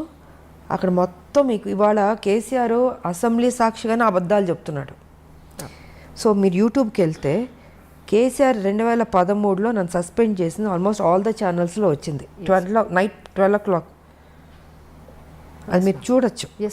నేను జరిగింది చెప్తే నాకు అబద్ధాలు చెప్పాల్సిన అవసరం నాకేం లేదు. కేసీఆర్ లాగా ఇవాళ అసెంబ్లీలో నేను 3 ఎకరాలు ఇస్తానని చెప్పి నెక్స్ట్ కట్ చేస్తే నేను అసలు ఆ మాట లేదేదో అని చెప్తున్నాడు. యాజ్ అ చీఫ్ మినిస్టర్గా ఆయన ఇంత అసెంబ్లీ సాక్షిగా చెప్పి ఇవాళ లేదు అంటున్నాడంటే ఆయన ఎలాంటి వ్యక్తి మీకే అర్థం కావాలి. సో జరిగింది నేను చెప్తున్నాను. 2013లో నన్ను సస్పెండ్ చేసిన తర్వాత నా కాన్స్టిట్యున్సీలో నేను ఎంపీగానే ఉన్నాను, నా పని చేసుకుంటూ ఉన్నాను. 2014లో పార్లమెంట్లో బిల్లు పాస్ అయింది. అప్పుడు బిల్లు పాస్ అవుతున్నప్పుడు నాకు ఆయనకి మాట్లాడలేదు, కానీ ఆ రోజు ఫస్ట్ టైం నన్ను వచ్చి ఎలా ఉన్నావు విజయ అని ఒకే ఒక మాట అన్నాడు, బాగున్నా అన్న. సో ఫైనల్గా అది ఆ రోజు ఇంకా లాస్ట్ డే. ఇంకా అప్పుడు కాంగ్రెస్ పొన్నం ప్రభాకర్ వీళ్ళందరూ చాలామంది ఉన్నారు. మీరు వస్తారా అన్నాను. నేను ఉంటాను అది అన్నాను. ఇంకా హౌస్ స్టార్ట్ అయిపోయింది, స్పీకర్ ఆవిడ వచ్చారు, ముందుకు వెళ్ళాను, వెల్ దగ్గరకు వెళ్ళి ఇంకా షౌటింగు, మిగతా వాళ్ళు ఆవిడ చదవబోతుంది బిల్లు చదువుతుంటే మిగతా వాళ్ళందరూ అడ్డుపడడం, నేను దూకడం, నేను అది పట్టుకోవడం పేపర్లు చింపకుండాను. ఈయన చూస్తే ఈయన లేడు, అంటే ఆ ఘట్టంలో కూడా ఈయన లేడు. తెలంగాణ రావాలని ఇంట్రెస్ట్ లేదు ఆయనకి. ఉంటే ఆ ఒక్క ఎప్పుడు బిల్లు పాస్ అవుద్దని కొన్ని కోట్ల మంది ఎదురు చూస్తాం. ప్రపంచం మొత్తం తెలంగాణ వాళ్ళు అక్కడక్కడ ఉంటుంటారు కదమ్మా. సో అన్ని చోట్ల నేను తెలంగాణ వాళ్ళు ఎప్పుడు జరుగుతుందా, ఎప్పుడు బిల్లు పాస్ అవుద్దని ఉంటున్నారు. అలాంటి సమయంలో ఈయన అక్కడ కదా ఉండాలి, అక్కడ లేకుండాను బయటికి వెళ్ళిపోయాడు. సో ఆ లాస్ట్ మూమెంట్ వరకు కూడా నా డ్యూటీ నేను సిన్సియర్గా చేసి బిల్లు పాస్ అయింది. చాలా హ్యాపీ ఫీల్ అయ్యాను నేను. అవును మ్యామ్, ఆ టైంలో you're also one of the party. ఒక్కదాన్నే నేను ఉన్నది ఇద్దరు ఎంపీలు ఒక ఆయన లేడు, వచ్చాడు వెళ్ళిపోయాడు. సో చివరి వరకు బిల్లు పాస్ అయ్యే వరకు నేను ఉన్నాను. ఆ రోజు బిల్లు పాస్ అయింది, నేను అనుకున్నది సాధించాను. మొత్తం మీ అంటే ఇంత ట్రావెలింగ్ పట్టింది నాకు. బీజేపీ నుంచి, నా తల్లి తెలంగాణ నుంచి, టీఆర్ఎస్ దగ్గర నుంచి, కాంగ్రెస్ దగ్గర నుంచి ఇంత ట్రావెలింగ్. ఈ ట్రావెలింగ్లో ఎక్కడ నా స్వార్థం చూసుకోలేదు. విజయశాంతి ఒక పెద్ద స్టారు, తెలంగాణ కోసం కొట్లాడుతుంది. ఆవిడ అడిగితే ఏదో ఇవ్వడానికి అన్ని పార్టీలు రెడీ. ఆయన మిగతా పార్టీలు అందరూ నాకు ఏం కావాలో తీసుకోండి, మా పార్టీలోకి రండి అన్నీ అడిగారు. కానీ ఎప్పుడూ పదవులకి కానీ దేనికి నేను లొంగలే. నేను దేనికి వచ్చాను? తెలంగాణ కోసం. అది నాకు ముఖ్యం. మీరు నాకు డబ్బులు ఆశ చూపించినా, పదవులు ఆశ చూపించినా, సీఎం పదవులు చూపించినా నాకు వద్దండి. నాకు తెలంగాణ ఇవ్వండి అని ప్రతి నిమిషం నేను టెన్షన్ పడ్డాను నేను. సో ఇలా జరిగింది నా కెరియర్, పొలిటికల్ కెరియర్ ఇలా ఇంత స్ట్రగుల్తో కూడి. బట్ ఫైనల్గా నేను అనుకున్నది అచీవ్ చేశాను. అది నాకు. ఎప్పుడైతే మీ తాతగారు అప్పటి రోజుల నుంచి ప్రాణం చేతపట్టుకుని మీరు అక్కడికి వెళ్ళారు, మళ్ళీ ఇన్నాళ్ల తర్వాత మీ కళ నెరవేరింది అనుకోవచ్చు. అదే రాసి ఉంటుంది, ప్రతి బియ్యం మీద పేరు రాసినట్టు నాకు రాసింది తెలంగాణ నువ్వు కొట్లాడాలి, పార్లమెంట్లో నీ చేతుల మీదుగా రావాలి అన్నది రాసినట్టుంది. అది జరిగింది. మరి ఇంతకుముందు ఇంతమంది ఎంపీలు గెలిచారు, ఎప్పుడు రాలేదు. ఫైనల్ ఇద్దరిలో ఒకళ్ళు. నా డ్యూటీ నేను సక్రమంగా చేశాను. సార్ విమర్శించే వాళ్ళు విమర్శిస్తారు, విమర్శించేటట్టు చేస్తారు కేసీఆర్. దీన్ని నేను పెద్ద పట్టించుకోవాల్సిన అవసరం లేదు. నా మనస్సాక్షికి తెలుసు, నా నిజాయితీ తెలుసు. నేను సిన్సియర్గా పనిచేస్తాను తెలంగాణ కోసం. రీసెంట్గా బీజేపీలో నాయకులు ఒక ఆయన అన్నారు ఏంటంటే, విజయశాంతి గారికి ఇప్పుడు కమింగ్ ఎలక్షన్స్లో ప్రత్యక్ష రాజకీయాల్లో పోటీ చేస్తున్నారండి, ఒక పెద్ద పోస్ట్ రాబోతోంది. ఎందుకు అని అంటే ఆవిడకి దేని మీద ఆశ లేదు, వాళ్ళకంటూ ఎవరున్నారండి, మొగుడు పెళ్ళం వాళ్ళిద్దరు తప్ప వాళ్ళకి ఇంకేం కావాలి. ఇప్పుడు వెనకాతల పిల్లలు ఉన్నారు, లేకపోతే ఇంకా పెద్ద ఫ్యామిలీ ఉంది, వాళ్ళ కోసం కూడబెట్టాలి అనేది లేదు. ఆవిడకి ఇంకేం కావాలి, సొసైటీ గురించి తప్ప ఇంకా పెద్దగా ఆలోచించే పరిస్థితి లేదు. మేడం అయితే ఆ పరిస్థితిలో ఉన్నారు కాబట్టి ఇప్పుడు ప్రత్యక్ష రాజకీయాల్లో చాలా డైరెక్ట్గా ఇప్పుడు నెక్స్ట్ ఎన్నికల్లో మీకు ఒక మంచి పోస్ట్ రాబోతోంది అని చెప్పని అన్నారు. ఇది ఎంతవరకు నిజం అంటారు? ఒకటమ్మా, నేను ఏనాడు పోస్టుల కోసం పరిగెత్తిందో తాపత్రయపడిందో నా లేదు. నా ప్రజలకు మేలు జరిగితే చాలు, నన్ను ఏం చేయమంటారు చెప్పండి, నేను చేస్తాను. నా జీవితం అన్యాయం అయిపోయినా పర్లేదు, కానీ నా ప్రజలు 4 కోట్ల ప్రజలు, వాళ్ళకి మేలు జరిగితే చాలు అన్నదే తప్ప ఇంతకాలం నాకు రెడ్ కార్పెట్లు వేశారమ్మా. మీకు ఏం కావాలో చెప్పండి, మీరు మా పార్టీలో రండి, ఇది ఇస్తా అది ఇస్తా. నమస్కారం కూడా పెట్టాను. నా తెలంగాణ ఇవ్వండి చాలు, ఇంకా అంతకంటే మిమ్మల్ని నేనేం కోరుకోను. నాకు పెద్ద ఆశ లేదమ్మా, డబ్బు అన్నీ చూశాను కదా, ఇంకేముంటుంది. మీరు చెప్పినట్టు నాకేమీ లేదు. నా పిల్లలు కూడా వద్దు అనుకున్నా, అన్నీ వద్దు, తెలంగాణ వస్తే చాలు, 4 కోట్ల మంది బతుకుతే చాలు. సో అలా ఉండింది. అండ్ ఇప్పుడు పార్టీ ఏ బాధ్యత ఇచ్చినా అది నా బాధ్యతగా అనుకుంటాను, నా డ్యూటీగా చేస్తాను నేను. అయ్యో అది పెద్ద పోస్టు, ఇది పోస్టు, నాకేమీ లేదు. ఎంత పెద్ద, ఎందుకంటే ఇంకా పెద్దది హిమాలయ అంత పెద్దది ఇచ్చినా కూడా ఇదే విజయశాంతి, అదే బాధ్యత, అదే సేవ ప్రజలకి. ఎందుకు పిల్లలు లేరు, ఇంక దేనికి నేనేం చేసుకోవాలి? నేను మా హస్బెండ్ ఇద్దరమే తెలంగాణ కోసం అన్నీ పక్కన పెట్టేశాను. సో ప్రజలకు బాగా జరిగింది అనుకో. నా బాధ ఇవాళ ఏంటంటే, ఇంత కష్టపడి తెలంగాణ సాధించాం, 1200 మంది చనిపోయారు, వాళ్ళ ఆత్మ శాంతించాలంటే అసలు సిసలైన తెలంగాణ రావాలి అనుకుంటే ఆ తెలంగాణ రాలే, దోపిడీ తెలంగాణ జరుగుతుంది. ఇది నాకు బాధగా ఉంది. దీని మీద నేను ఫైట్ చేస్తున్నాను. నేను కేసీఆర్ గారు కూడా ఒక్కసారి మేము గుండె మీద చేపెట్టుకుని ఆలోచించండి, మీరు చేస్తుంది రైటా రాంగా అని. మీకు వయసు అయిపోయింది, ఇంకెంతకాలం బతుకుంటారు? కనీసం మీరు వెళ్ళే లోపల మంచి చేసి వెళ్ళాలన్న ఆలోచన మీకు తట్టట్లేదు కేసీఆర్ గారు. మనం ఎన్ని మాటలు మాట్లాడుకున్నాం తెలంగాణ, ఎన్ని విషయాలు మనం డిస్కస్ చేస్తాం తెలంగాణ. ఇవాళ ఏమైపోయింది? మీకు ఎలా మనసు వస్తుంది ఆ అమాయక ప్రజల్ని మోసం చేయాలని? మీకు దేవుని భక్తి ఉంటుంది, ఒకసారి ఆలోచించండి. ఇంత అబద్ధం, ఇంత మోసం అండి. ఇంత డబ్బు తిన్నారు కదా, ఏం చేసుకుంటాడు ఆయన చెప్పండి? 1,00,000 కోట్ల పైన మీరు తీసుకున్నారు, తెలుసు అందరికీ. ఏం చేసుకుంటారు? ఆల్మోస్ట్ మీరు 70కి వెళ్ళబోతున్నట్టున్నారు. ఏం తినడానికి ఉండదమ్మా, తినేది ఇంతే తింటాం. కానీ మీరు కొంచెం మారండి. నేను అదే అంటున్నా, కేసీఆర్ గారు మీరు ఇప్పుడైనా మారండి. 2 సార్లు మీకు ప్రజలు అవకాశం ఇచ్చారు. ఆ ప్రజలు వాళ్ళ మొహాలు చూడండి. వాళ్ళని చూస్తే మీకు మోసం చేయబుద్ధి అవుతుందా? మీకు తప్పనిపించట్లేదు మీకు నిజంగా?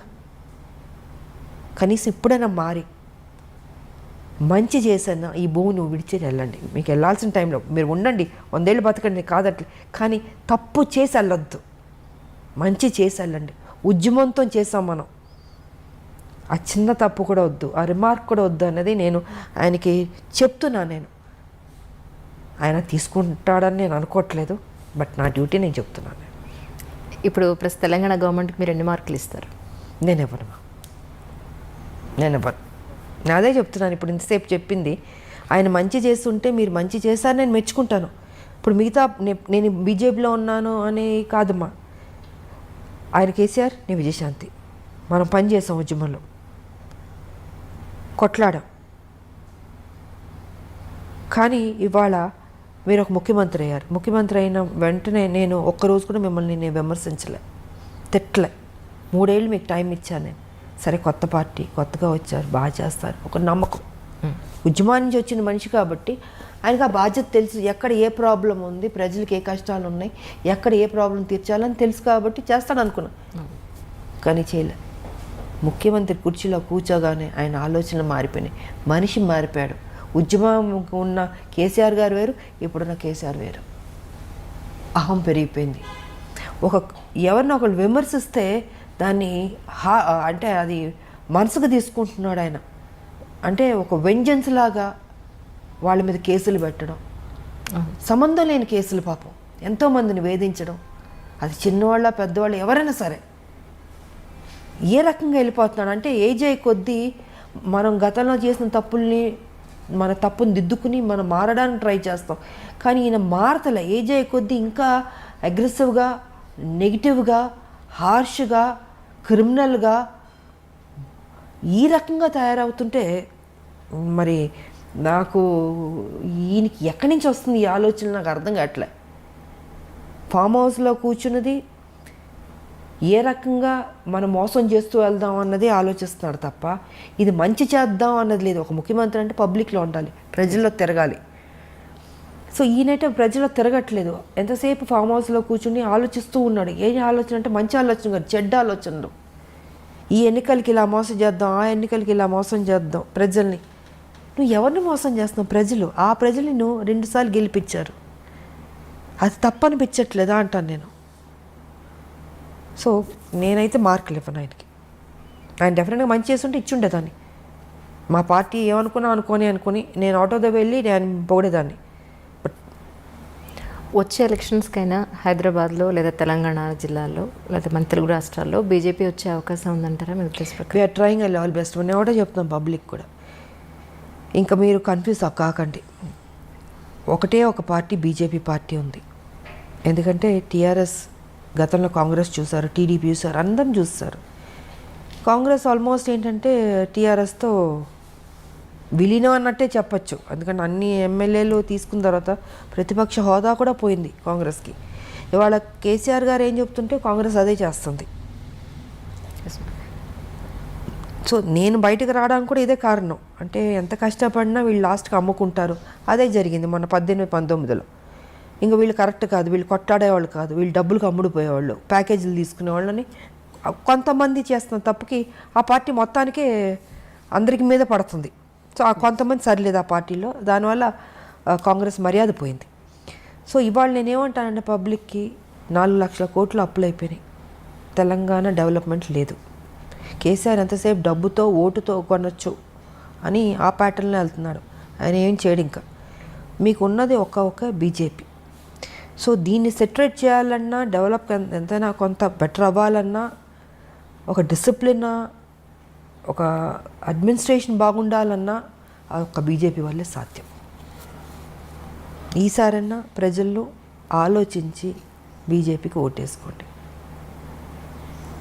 ఇంక లేదు, ఆల్టర్నేట్ లేదు. ఇంక మీకు ఒకటి బీజేపీ కనపడుతుంది. ఇంకా ఇప్పుడు మీరే ఆలోచించుకోండి, ప్రజలకు వదిలిపెడతాం. కాంగ్రెస్ ఏం చేస్తుందో అన్ని తప్పులు మీరు చూస్తున్నారు. టీఆర్ఎస్ ఏం చేస్తుందో మొత్తం కరప్షన్ చూస్తున్నారు. ఉన్న దాంట్లో ఎవరు బెటర్గా ఉన్నారంటే బీజేపీ. అది ఒక జాతీయ పార్టీ. కరప్షనే ఉండదు మీకు. మీకు అందాల్సింది డెఫినెట్గా పబ్లిక్ అందుతుంది. ఇక్కడ ఎవరు తినేవాళ్ళు ఉండరు పార్టీలో, ప్రజలకే ఖర్చు పెట్టేవాళ్ళే ఉంటారు. ఏ స్కీమ్స్ తీసుకొచ్చినా మోడీ గారు పబ్లిక్లోకి వెళ్ళిందా అని చూసుకుంటాం. కానీ కేసీఆర్ ఏం చేస్తున్నారు, పబ్లిక్ దగ్గర నుంచి గుంజుతున్నాడు ఈయన. సో వ్యత్యాసం నేను చెప్తున్నాను టీఆర్ఎస్కి అండ్ బీజేపీకి. ఇవాళ అన్నీ మ్యాక్సిమం కేంద్రం నుంచి వస్తుంది తెలంగాణకి. కానీ కేసీఆర్ ఏం చేస్తున్నాడు, నేనే ఇచ్చుకుంటున్నాను ఆయన చెప్పుకుంటున్నాడు, బీజేపీ గురించి చెప్పట్లే. సో ఇప్పుడు న్యాయం జరగాలంటే బీజేపీ రావాల్సిందే అన్నది నేను చెప్పదలుచుకుంది. చాలా స్పష్టంగా చెప్తున్నాను. ఓటుకి 2000 ఇచ్చి ఓట్లు వేసుకున్న తర్వాత ఎవరు నష్టపోతున్నారు, మీరే నష్టపోతున్నారు పబ్లిక్. నా ఆలోచన ఎప్పుడు మీ మీద ఉంటుంది. మీరు ఎప్పుడు బాగుండాలని కోరుకుంటున్నాను నేను.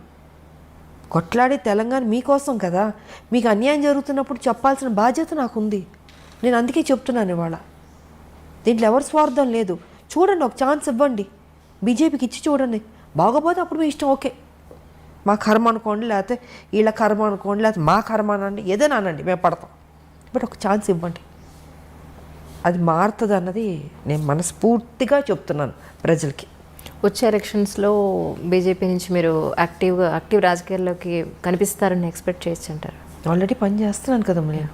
ఆల్రెడీ పని చేస్తున్నాను, నేను యాక్టివ్గానే ఉన్నాను. పార్టీ ఏ ప్రోగ్రామ్ అన్నా నేను వెళ్తున్నాం. నేను ఎప్పుడూ రెడీయే. నేను పని చేసేది నేను 24 hours నాకు అలవాటే కదా. ఉద్యమాలు చేసిన వచ్చిన మనిషికి పోలీస్ స్టేషన్లు చూసాం, జైళ్ళు చూసాం, ఖైదీలు చూసాం, సామాన్య ప్రజలు చూసాం, కోర్టు మెట్లు ఎక్కాం, రోడ్ల మీద కూర్చున్నాం, తిండి తిప్పలు లేకుండా పనిచేసిన రోజులు ఉన్నాయి కదా. సో విజయశాంతి పనిచేసే మనిషే.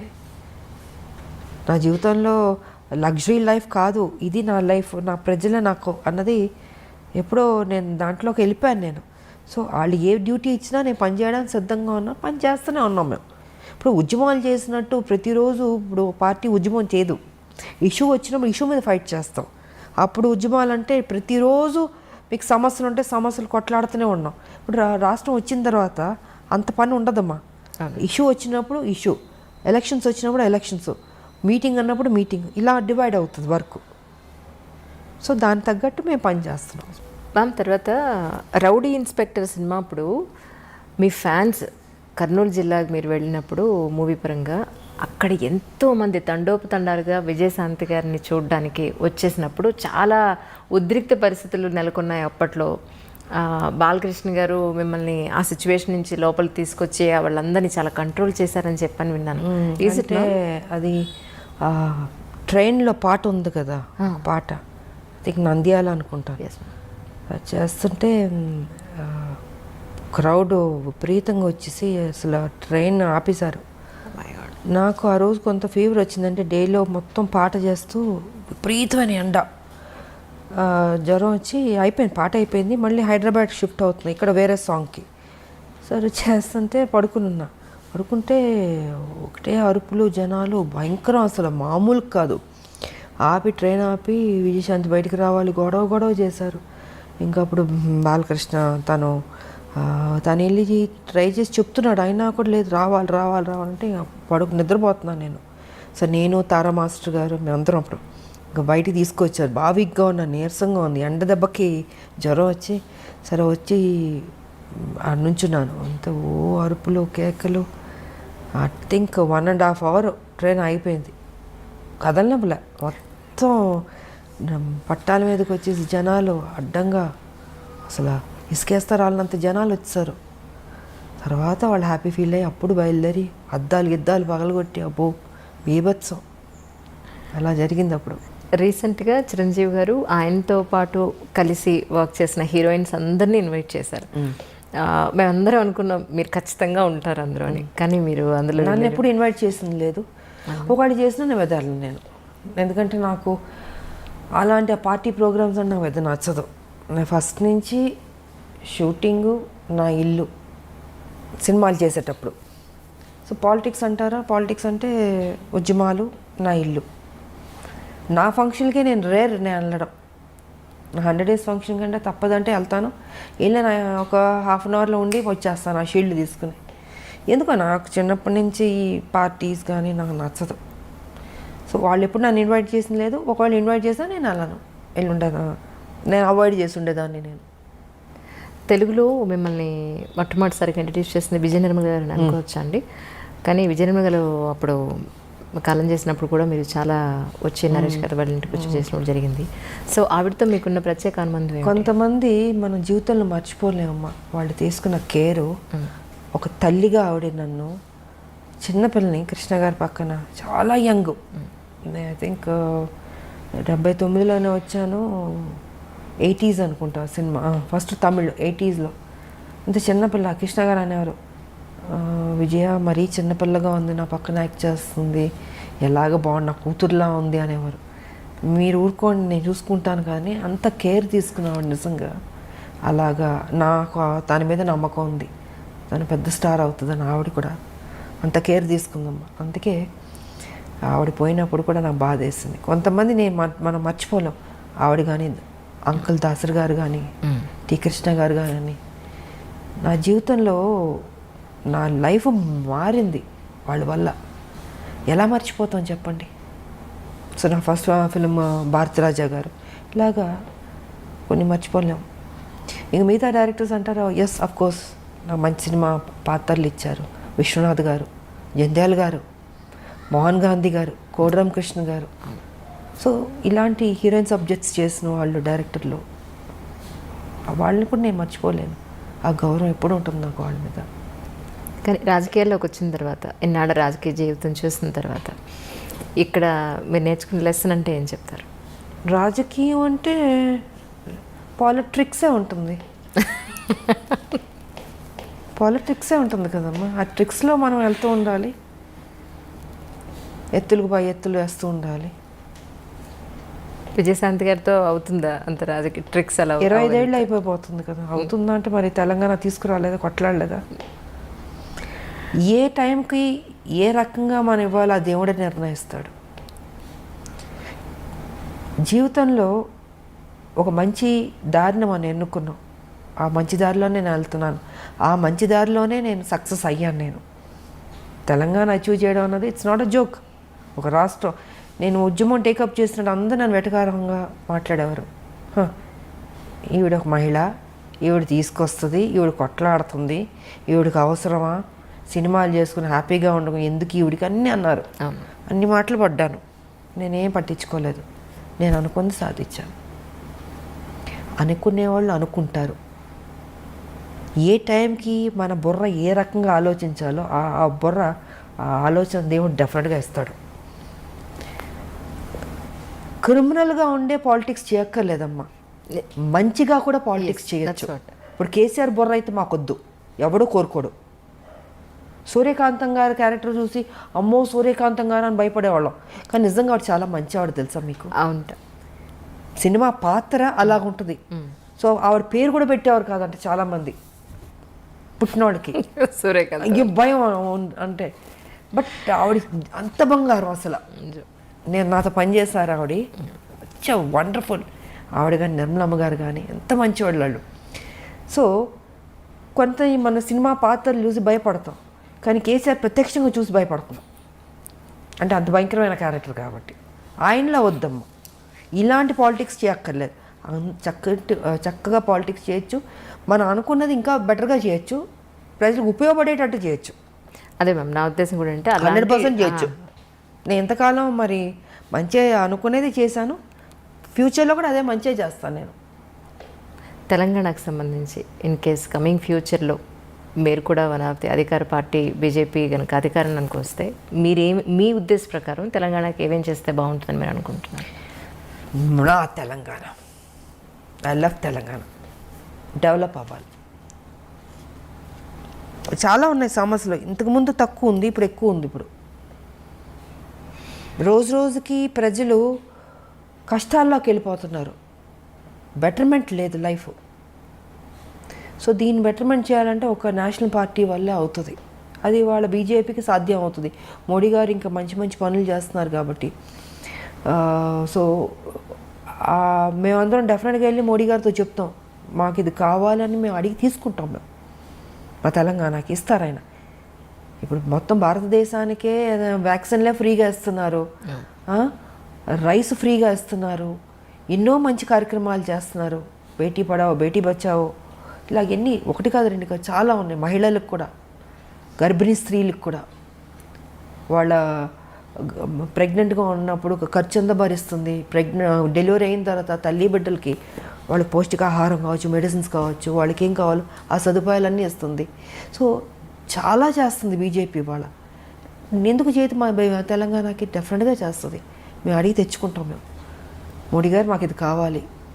రేపు దేవుడి దయ వల్ల బీజేపీ తెలంగాణలో వచ్చిందనుకోండి, నిజంగా ప్రజల కష్టాలు తీరినట్టే అని నేను అనుకుంటున్నాను. నేను ఎందుకంటే మేము ఊరుకోం, మేము కొట్లాడైనా తెచ్చుకుంటాం. బట్ కొట్లాడాల్సిన అవసరం కూడా లేదు. డెఫినెట్గా ఈ సమస్య ఉందంటే మోడీ గారు డెఫినెట్గా చేస్తారు.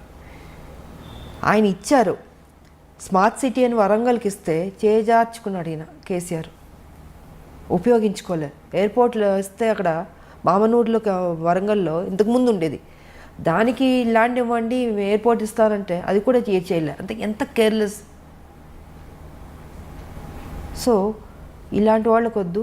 మాకు మా బీజేపీ వస్తే డెఫినెట్గా మంచి జరుగుతుంది, 100% డెవలప్ అవుతుంది అన్నది నా నమ్మకం. ఇటు రాజకీయ పరంగా కానీ, సినిమా రంగం పరంగా కానీ, ఇంకా ఇప్పుడు ఒక పాట కూడా పాడినట్టున్నారు మీరు ఒక సినిమాలో కదా, భారతరత్న. భారతరత్న ఒక పాటకు మీ గొంతును కూడా వినిపించడం జరిగింది. ఉదిత్ నారాయణ గారు నేను పాడా. నిజంగా అసలు తర్వాత అనిపించిందా మీకు ఇంకొక పాట ఎప్పుడైనా పాడే అవకాశం దొరికితే బాగుండని ఎప్పుడైనా అనిపించింది? ఎందుకు ఆ రోజు కోటరామకృష్ణ గారు అమ్మ ఇది పాడితే బాగుంటుందని చెప్తే ఇంకా ఆలోచన నాకు ఎప్పుడు లేదు. ఇంకా ఆయన అడిగారు కాబట్టి ఆయన దగ్గరుండి తీసుకెళ్ళి పాడిచ్చారు. బాగానే పాడారు, చాలా బాగా మంచి హిట్ అయింది మ్యామ్ అది సాంగ్. బాగానే పాడినట్టు. సంగీతం నేర్చుకున్నారు మ్యామ్? చిన్నప్పుడు కొంచెం నేర్చుకున్నాను. అవునా? కొంచెం నేర్చుకున్నాను. నాకు ఇష్టం పాటలు పాడడం, నాకు ఇష్టం. బట్ ఆ రోజు పాడాను నేను. మీకోసం మీరు ఒకరు ఉన్నప్పుడు మీ పాట మీరు ఎప్పుడైనా విన్నారా? అంటే మిమ్మల్ని మీరు రిలాక్స్ చేసుకోవడం కోసం. పాట అంటే నాకు ఇళయరాజా గారి సాంగ్స్ ఇష్టం కాబట్టి అప్పుడప్పుడు నేను వింటుంటాను. నేను అవును, ప్రశాంతంగా మెలోడీ సాంగ్స్ అన్నీ బాగుంటాయి, ఇష్టం వింటుంటాను. ఇది పాడమంటారా? ఇప్పుడు వద్దు. ఇది ఇంటర్వ్యూ, సరదాగా పాడుకునే రోజులన్నీ పోయినాయి. ఇప్పుడు అంతా కొట్లాడే రోజుల దగ్గర ఉంది ఇప్పుడు. ఎందుకంటే టీఆర్ఎస్ మీద కొట్లాడాలి, ఈ రాష్ట్రంలో తెలంగాణలో బీజేపీని తీసుకురావాలి. సో మా మైండ్ అంతా వాటి మీద ఉంటుంది. యాక్ట్ చేయడం, పాటలు పాడడం, ఇవన్నీ ఆ రోజులు అయిపోయినాయి. పూర్తిగా గంభీరంలోకి దిగిపోయారు. ఇక పెద్దవాళ్ళం అవుతున్నప్పుడు ఇంకా చిన్నపిల్లలం కాదు కదా. సో బాధ్యత ఉంది, పెద్ద బాధ్యత. బీజేపీ అందరూ పనిచేయాలి బీజేపీలో. సో అండ్ తెలంగాణ ఎలా తీసుకొచ్చాం, ఎంత కష్టపడ్డాం, అందరూ ఎంత సాక్రిఫైస్ చేస్తారో. ఇవాళ తెలంగాణలో బీజేపీ తేడానికి అందరూ కష్టపడాలి. ఇది సో మా సంజయ్ గారు కానీ, నేను కానీ, ఇప్పుడు ఈటల రాజేంద్ర గారు, అరవింద్ గారు, ఇలాగ అందరూ ఉన్నారు. మ్యాక్సిమం బాగా కొట్లాడే వాళ్ళు ఉన్నాం. మేము యుద్ధం చేయడానికి సిద్ధంగా ఉన్నాం. ఇప్పుడే కేసీఆర్ గారు కూడా అన్నారు కదా, బీజేపీ మీద యుద్ధానికి రెడీ అన్నాడు కదా. సో మేము వెయిటింగ్లో ఉన్నాం. ఎప్పుడు వస్తాడా, కత్తులు కటారాలు కూడా తీసుకురాడు ఆయన. మేమే ఇద్దాం అనుకుంటున్నాం ఆయనకి. ఎందుకంటే ఆయన పాపం అంటాడు కానీ రాడు. ఆయన సంగతి నాకు బాగా తెలుసు కదా. సో వస్తారా రాలా, లేకపోతే ఆయనే గుంజుకొచ్చి వార్ ఫీల్డ్లో పెట్టి కత్తులు కటారాలు నేనే కొని ఇచ్చి చేస్తా అన్నారు కదా మా బీజేపీతో, రండి రెడీ అని చెప్దాం అనుకుంటున్నాను. పేపర్ కానీ, ఎలక్ట్రానిక్ మీడియా కానీ, ప్రింట్ మీడియా కానీ మీరు ఈ మధ్యకాలంలో ఒక నెల రోజులుగా చూస్తూ ఉంటారు. మా ఎలక్షన్స్కి సంబంధించి చాలా హంగామా నడుస్తుంది. సో మీరు ఇంతకాలం మాలో మెంబర్షిప్ తీసుకోకపోవడానికి కారణం తెలుసుకోవచ్చు? తీసుకోకపోవడానికి కాదు, అంటే ఒక స్టేజ్లో ఒక ఇష్యూ మీద నాకు నచ్చలే, డిఫరెన్సెస్ వచ్చింది. ఎదుటి వాళ్ళు ఆ రోజు అధ్యక్షులు పోటీ చేయబోతున్న వాళ్ళు మాట్లాడిన పద్ధతితో నాకు ఎందుకో నచ్చలే. సో ఆ ఇష్యూ మీద డిఫరెన్సెస్ వచ్చి నాకు అక్కర్లేదని ఆ రోజు నుంచి నేను తీసుకోలేదు. నేను తీసుకోపోయినా చేశాను నేను సినిమాలు. దాసనారాయణరావు గారి తర్వాత ఫిల్మ్ ఇండస్ట్రీకి మళ్ళీ అంత సమర్థత గల వ్యక్తి ఎవరు లేరు అని చెప్పని అనుకుంటున్న తరుణంలో డెఫినెట్గా దాసరి గారు ఆయనది ఎవరు, ఆయన ఓపిక, ఆయన కొట్లాడడం, అందరినీ దగ్గర తీసుకుంటాడు ఆయన అంకుల్. ఆ లక్షణాలు మీలో ఉన్నాయేమో అని నేను అనుకుంటున్నాను. ఎందుకంటే నేను లాస్ట్ టైం మీ పుట్టినరోజు అప్పుడు కూడా నేను చూసాను ఎంతమంది మీకోసం అమ్మాయిలు, అబ్బాయిలు, చిన్నపిల్లలు వయోభేదం లేకుండా, పార్టీలతో సంబంధం లేకుండా ఎంతోమంది వాళ్ళ కష్టాలు మీతో చెప్పుకోవడానికి, మిమ్మల్ని ఒకసారి కలిసి కాస్త స్వాతంత్రం పొందడానికి ఎంతోమంది వచ్చారు, నేను చూశాను. సో మీరు కూడా ఒక మెంబర్ అయి ఉంటే ఏమో మీరు చేయగలిగేంత మీ వంతు మీరు చేస్తుండేవాళ్ళు. నాకు ఆల్రెడీ ఈ బాధ్యత పెద్దది ఉంది కదమ్మా. ఆల్రెడీ నాకు తెలంగాణలో మా బీజేపీ కొట్లాడుతుంది అంటే ఆ టీఆర్ఎస్ కరప్టెడ్ పార్టీని దించాలి, దించాలి. సో మాకు అది సరిపోద్దా? అది ఎందుకు ఉన్నారు కదా, పెద్దలు ఉన్నారు మాలో. వాళ్ళ ఐ థింక్ ఎలక్షన్స్ అయిపోయినాయి కాబట్టి ఉంటారు, ఎవరో ఒకళ్ళు డిసైడ్ చేసుకుని ఉంటే బెటర్. ఉండాలి, ఒక పెద్ద దిక్కు అన్నది ఉండాలి, క్రమశిక్షణ ఉండాలి. ఫస్ట్ క్రమశిక్షణ పోయింది. ఆ క్రమశిక్షణ ఎందుకు పోయిందో నాకైతే అర్థం కావట్లేదు. బాగోదు, చూడడానికి కూడా బాగోదు కదా. సో అది ఎవరన్నా ఒకళ్ళు దాంట్లోనే అందరూ కూర్చుని డిసైడ్ చేసి ఒకరికి ఆ బాధ్యత ఇస్తే బెటర్ అన్నది నా అభిప్రాయం. ఇక్కడ కూడా లోకల్, నాన్ లోకల్ అనేది కొంత టాక్ వినపడుతుంది. దీని మీద మీ అభిప్రాయం ఏంటి మ్యామ్? ఒకటమ్మా, ఇప్పుడు మన తెలుగు వాళ్ళం కాబట్టి తెలుగు వాళ్ళు ఎక్కువ మంది రావాలని కోరుకోవడంలో తప్పులేదు. ఇది ఎప్పటి నుంచో చాలామంది, అంటే ఇంకొకళ్ళు బయట నుంచి వచ్చేవారన్న వాళ్ళని అవమానించడం కాదు. ఏ ఒక్క రాష్ట్రం నుంచైనా వచ్చేవాళ్ళు వస్తుంటారు, చేసేవాళ్ళు పని చేస్తుంటారు. కానీ చాలా కాలం నుంచి తెలుగు ఆర్టిస్టులు అన్నది ఎక్కువ రావట్లేదు. హీరోయిన్స్ కూడా ఎక్కువ మంది లేరు. ఇప్పుడు మా టైంలో మేము ఉండేవాళ్ళం, బట్ బయట హీరోయిన్స్ కూడా వచ్చేవారు.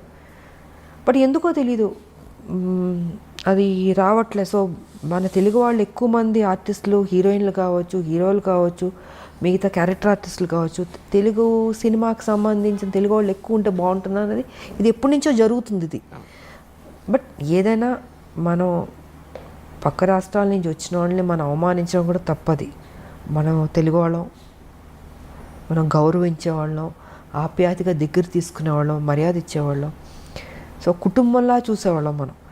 కాబట్టి మనం ఇంకొకళ్ళని విమర్శన చేయడం కూడా తప్పు. ఇప్పుడు మనం ఉన్నాం, మేము వేరే లాంగ్వేజ్కి వెళ్ళి పని చేయట్లేదు, అప్పుడు వాళ్ళు కూడా అనుకోవచ్చు కదా మన గురించి. సో ఆలోచన కరెక్ట్ కాదు అది. ఎవరి టాలెంట్ వాళ్ళది. తెలుగు వాళ్ళు ఎక్కువ మంది ఉంటే ఈ ప్రాబ్లం ఉండేది కదా, లేరు కదా. లేకపోబట్టి పక్క రాష్ట్రాల నుంచి వాళ్ళు వెళ్ళి తీసుకుంటున్నారు. ఎవరేం చేయగలుగుతారు? ఇప్పుడు ఎవరన్నా ఎక్కువ మంది మేము నటిస్తామని ముందుకు వచ్చిన వాళ్ళు వద్దు అని ఎవరు అనలేదు కదా. ఆల్మోస్ట్ తగ్గిపోయింది. ఎందుకు మరి? కారణం భయమో లేకపోతే ఇంట్రెస్ట్ లేకపోవడం చాలామందికి, ఏమైనా కారణం కావచ్చు. బట్ మనం ఎవరిని ఇంకొకరిని హర్ట్ చేయొద్దు. మనం ఇట్స్ ఫిల్మ్ ఫీల్డ్ కాబట్టి ఏ ఆర్టిస్ట్లను ఎక్కడన్నా ఏ లాంగ్వేజ్లోగానే వెళ్ళి పని చేసుకోవచ్చు. సో అదే అనుకుంటాను. వేరే ఏదైనా ఉంటే దాని గురించి మాట్లాడితే బెటర్ అనేది నా అభిప్రాయం. కానీ 80s, 90s మనం తీసుకుంటే, ఇప్పుడు మీ సంగతి తీసుకుంటే 10 ఏళ్ళు 15 ఏళ్ళు మీరు హీరోయిన్గా అలా స్టాండర్డ్గా నిలబడిపోయారు. దగ్గర 18 ఏళ్ళు, నియర్ 28 years. 40కి వచ్చేసాను. 40 అయిపోయింది. అలా మాకు అసలు కనిపించట్లేదు. 40 years కానీ ఇప్పుడు చూస్తే హీరోయిన్స్ హార్డ్లీ 4 years 5 years తర్వాత మళ్ళీ అసలు మనకు అంత స్టాండర్డ్స్ ఎక్కడ మనకి కనిపించట్లేదనే చెప్పుకోవాలి. ఇప్పుడు శ్రీదేవి గారు కానీ, మీరు కానీ, కొంతమంది నేమ్స్ తీసుకుంటే అన్ని సంవత్సరాలు ఆ హీరోయిన్ అనే ఆ ఒక కిరీటాన్ని అన్ని సంవత్సరాల పాటు లాక్కుని రాగలిగారు. ఇప్పుడు ఎందుకు అలా జరగట్లేదంటే కారణం ఏమై ఉంటుందంటారు? కాలం మారిపోయింది, మైండ్ సెట్ మారింది. అప్పుడు సినిమాలు చూడగలుగుతున్నాం, అప్పుడు పాటలు బాగానే ఉండేవి. ఇప్పుడు పాటలు ప్యాటర్న్ మారిందంటే ఇప్పుడు జనరేషన్ అవి నచ్చుతుంటాయి, నచ్చచ్చు. సో ఇప్పుడు కథలు బాగానే ఉన్నాయి, ప్యాటర్న్ మారింది. హీరోయిన్లు అంటే ఏ 4 సినిమాలు 5 సినిమాలు వరకు చూస్తున్న తర్వాత ఇంకేదైనా వేరే హీరోయిన్ అయితే బాగుంటుంది అన్నది ఆలోచన వచ్చి ఉండొచ్చు. అప్పుడైతే కంటిన్యూస్గా మమ్మల్ని చూసేవారు. అవునండి. పాత్రలు అలా ఉండేది, సినిమాలు అలా హిట్ అయ్యేవి. గొప్ప గొప్ప డైరెక్టర్లు, మంచి బ్యానర్లు, నటిమణులు అందరూ గొప్పవాళ్ళు, ఎవరు తక్కువ కాదు. హీరోలు కావచ్చు, ఇప్పుడు ఎస్వి రంగారావు గారు, ఎంతమంది గొప్ప గొప్ప వాళ్ళు ఉండేవారు ఇండస్ట్రీలో. రామారావు గారు, నాగేశ్వరరావు గారు, సావిత్రి గారు, జమున గారు, శారద గారు, వాణిశ్రీ గారు, అంజలీదేవి గారు, భానుమతి గారు, కన్నమ్మ గారు, సూర్యకాంతం గారు, ఎవరిని తక్కువ చేసి మాట్లాడదు. అందరూ గొప్పవాళ్ళు. నువ్వా నేనా పోటీ పడి చేసేవాళ్ళు. సో ఇప్పుడు ఏంటంటే ఆర్టిస్టులు సినిమాలు మారిపోయినాయి, సబ్జెక్టులు అంత హెవీ సబ్జెక్ట్స్ లేదు, లవ్ సబ్జెక్ట్స్ కానీ. సో ఇప్పుడు ట్రెండ్కి ఇది కరెక్ట్గా ఉండొచ్చేమో. అండ్ వాళ్ళకి ఓకే ఈ హీరోయిన్ చాలు నెక్స్ట్ అన్న ఫీలింగ్లో ఉన్నారు పబ్లిక్ కూడా. కొంతమంది పర్లే ఒక 6-7 years వరకు లాగుతున్నట్టున్న 10 వరకు కూడా లాగినట్టు ఉన్నారేమో అనిపిస్తుంది ఇప్పుడు కొంతమంది. మరి మేబీ ఫ్యూచర్లో ఇంకా తగ్గిపోవచ్చు, ఇంకా ప్యాటర్న్ మారొచ్చేమో. So we don't know. Sarileru Neekevaru సినిమాకి దగ్గర దగ్గర మీకు 13 ఏళ్ల తర్వాత మీరు ఆ సినిమా ఒప్పుకున్నారు. దానికి కారణం ఏమిటి? కమింగ్ ఫ్యూచర్లో ఎలాంటి ప్రాజెక్ట్స్ అయితే మీరు ఒప్పుకునే అవకాశం ఉంటుంది? ఆఫ్టర్ 13 years సరే అనిల్ రావిపూడి గారు, మహేష్ బాబు, ఆయన ఒక మంచి కాంబినేషన్, మంచి క్యారెక్టర్, డిగ్నిఫైడ్గా ఉంది, వచ్చింది. బట్ ఎప్పటి నుంచో అడుగుతున్నారు, నేను రిజెక్ట్ చేస్తూ వచ్చాను. అది బాగుండింది కాబట్టి ఆ రోజుకి యాక్సెప్ట్ చేసేసి అప్పుడు టైం దొరికింది, చేశాను నేను. అండ్ పెద్ద సక్సెస్ అయింది. ఫ్యూచర్లో అంటారా, నాకు ఒకే ఒకటి ఉంది, ఏదో రొటీన్ సినిమాలు కాకుండా ఒక యాక్షన్ సినిమా చేద్దామని ఉంది నాకు. Such a great opportunity for the producers and all. ఒక్క యాక్షన్ సినిమా మళ్ళీ దన్ ఆడిచ్చేద్దాం అన్న ఫీలింగ్ ఉంది. బట్ కథ, పాత్ర ఏ కొత్తగా ఉండాలి. సంథింగ్ అలాంటిది ఏదైనా వస్తే మేబీ ఐ విల్ డూ. ఒకే ఒక యాక్షన్ ఫిలిం, ఓకే, పాత విజయశాంతి యాక్షన్ ఫిలిం లాగా ఒక్క సినిమా అలాంటిది ఉంటే. రొటీన్ అయితే వేస్ట్. నా పెద్ద చేయనని చెప్పేసాను నేను. సరే మళ్ళీ అందరూ చేయండి అంటే చేస్తే యాక్షన్ సినిమా ఒకటి చేద్దాం అన్నది ఒకటి ఆలోచన ఉంది. కథ రావాలి, కథ దొరకాలి, అలా దొరికిందంటే చేస్తాను. ఒకటి ఇంకొకటి. అది కూడా టైం దొరుకుతుందని నాకు తెలియదు, ఉంది. బట్ ఇప్పుడున్న ఈ బిజీ షెడ్యూల్స్, రాజకీయం, ఈ బై ఎలక్షన్స్, మాకు మళ్ళీ ఇంకేం పని అప్పు చెప్తారో మా పార్టీ మాకు తెలియదు కదా. సో మరి అలాంటి బిజీ షెడ్యూల్లోనే ఉంటే మరి నేను చెప్పలేను. టైం దొరికితే చేయొచ్చు, అంతే. ఈ సందర్భంగా తెలంగాణ ప్రజలందరికీ కూడా మీరేం చెప్పదలుచుకున్నారు?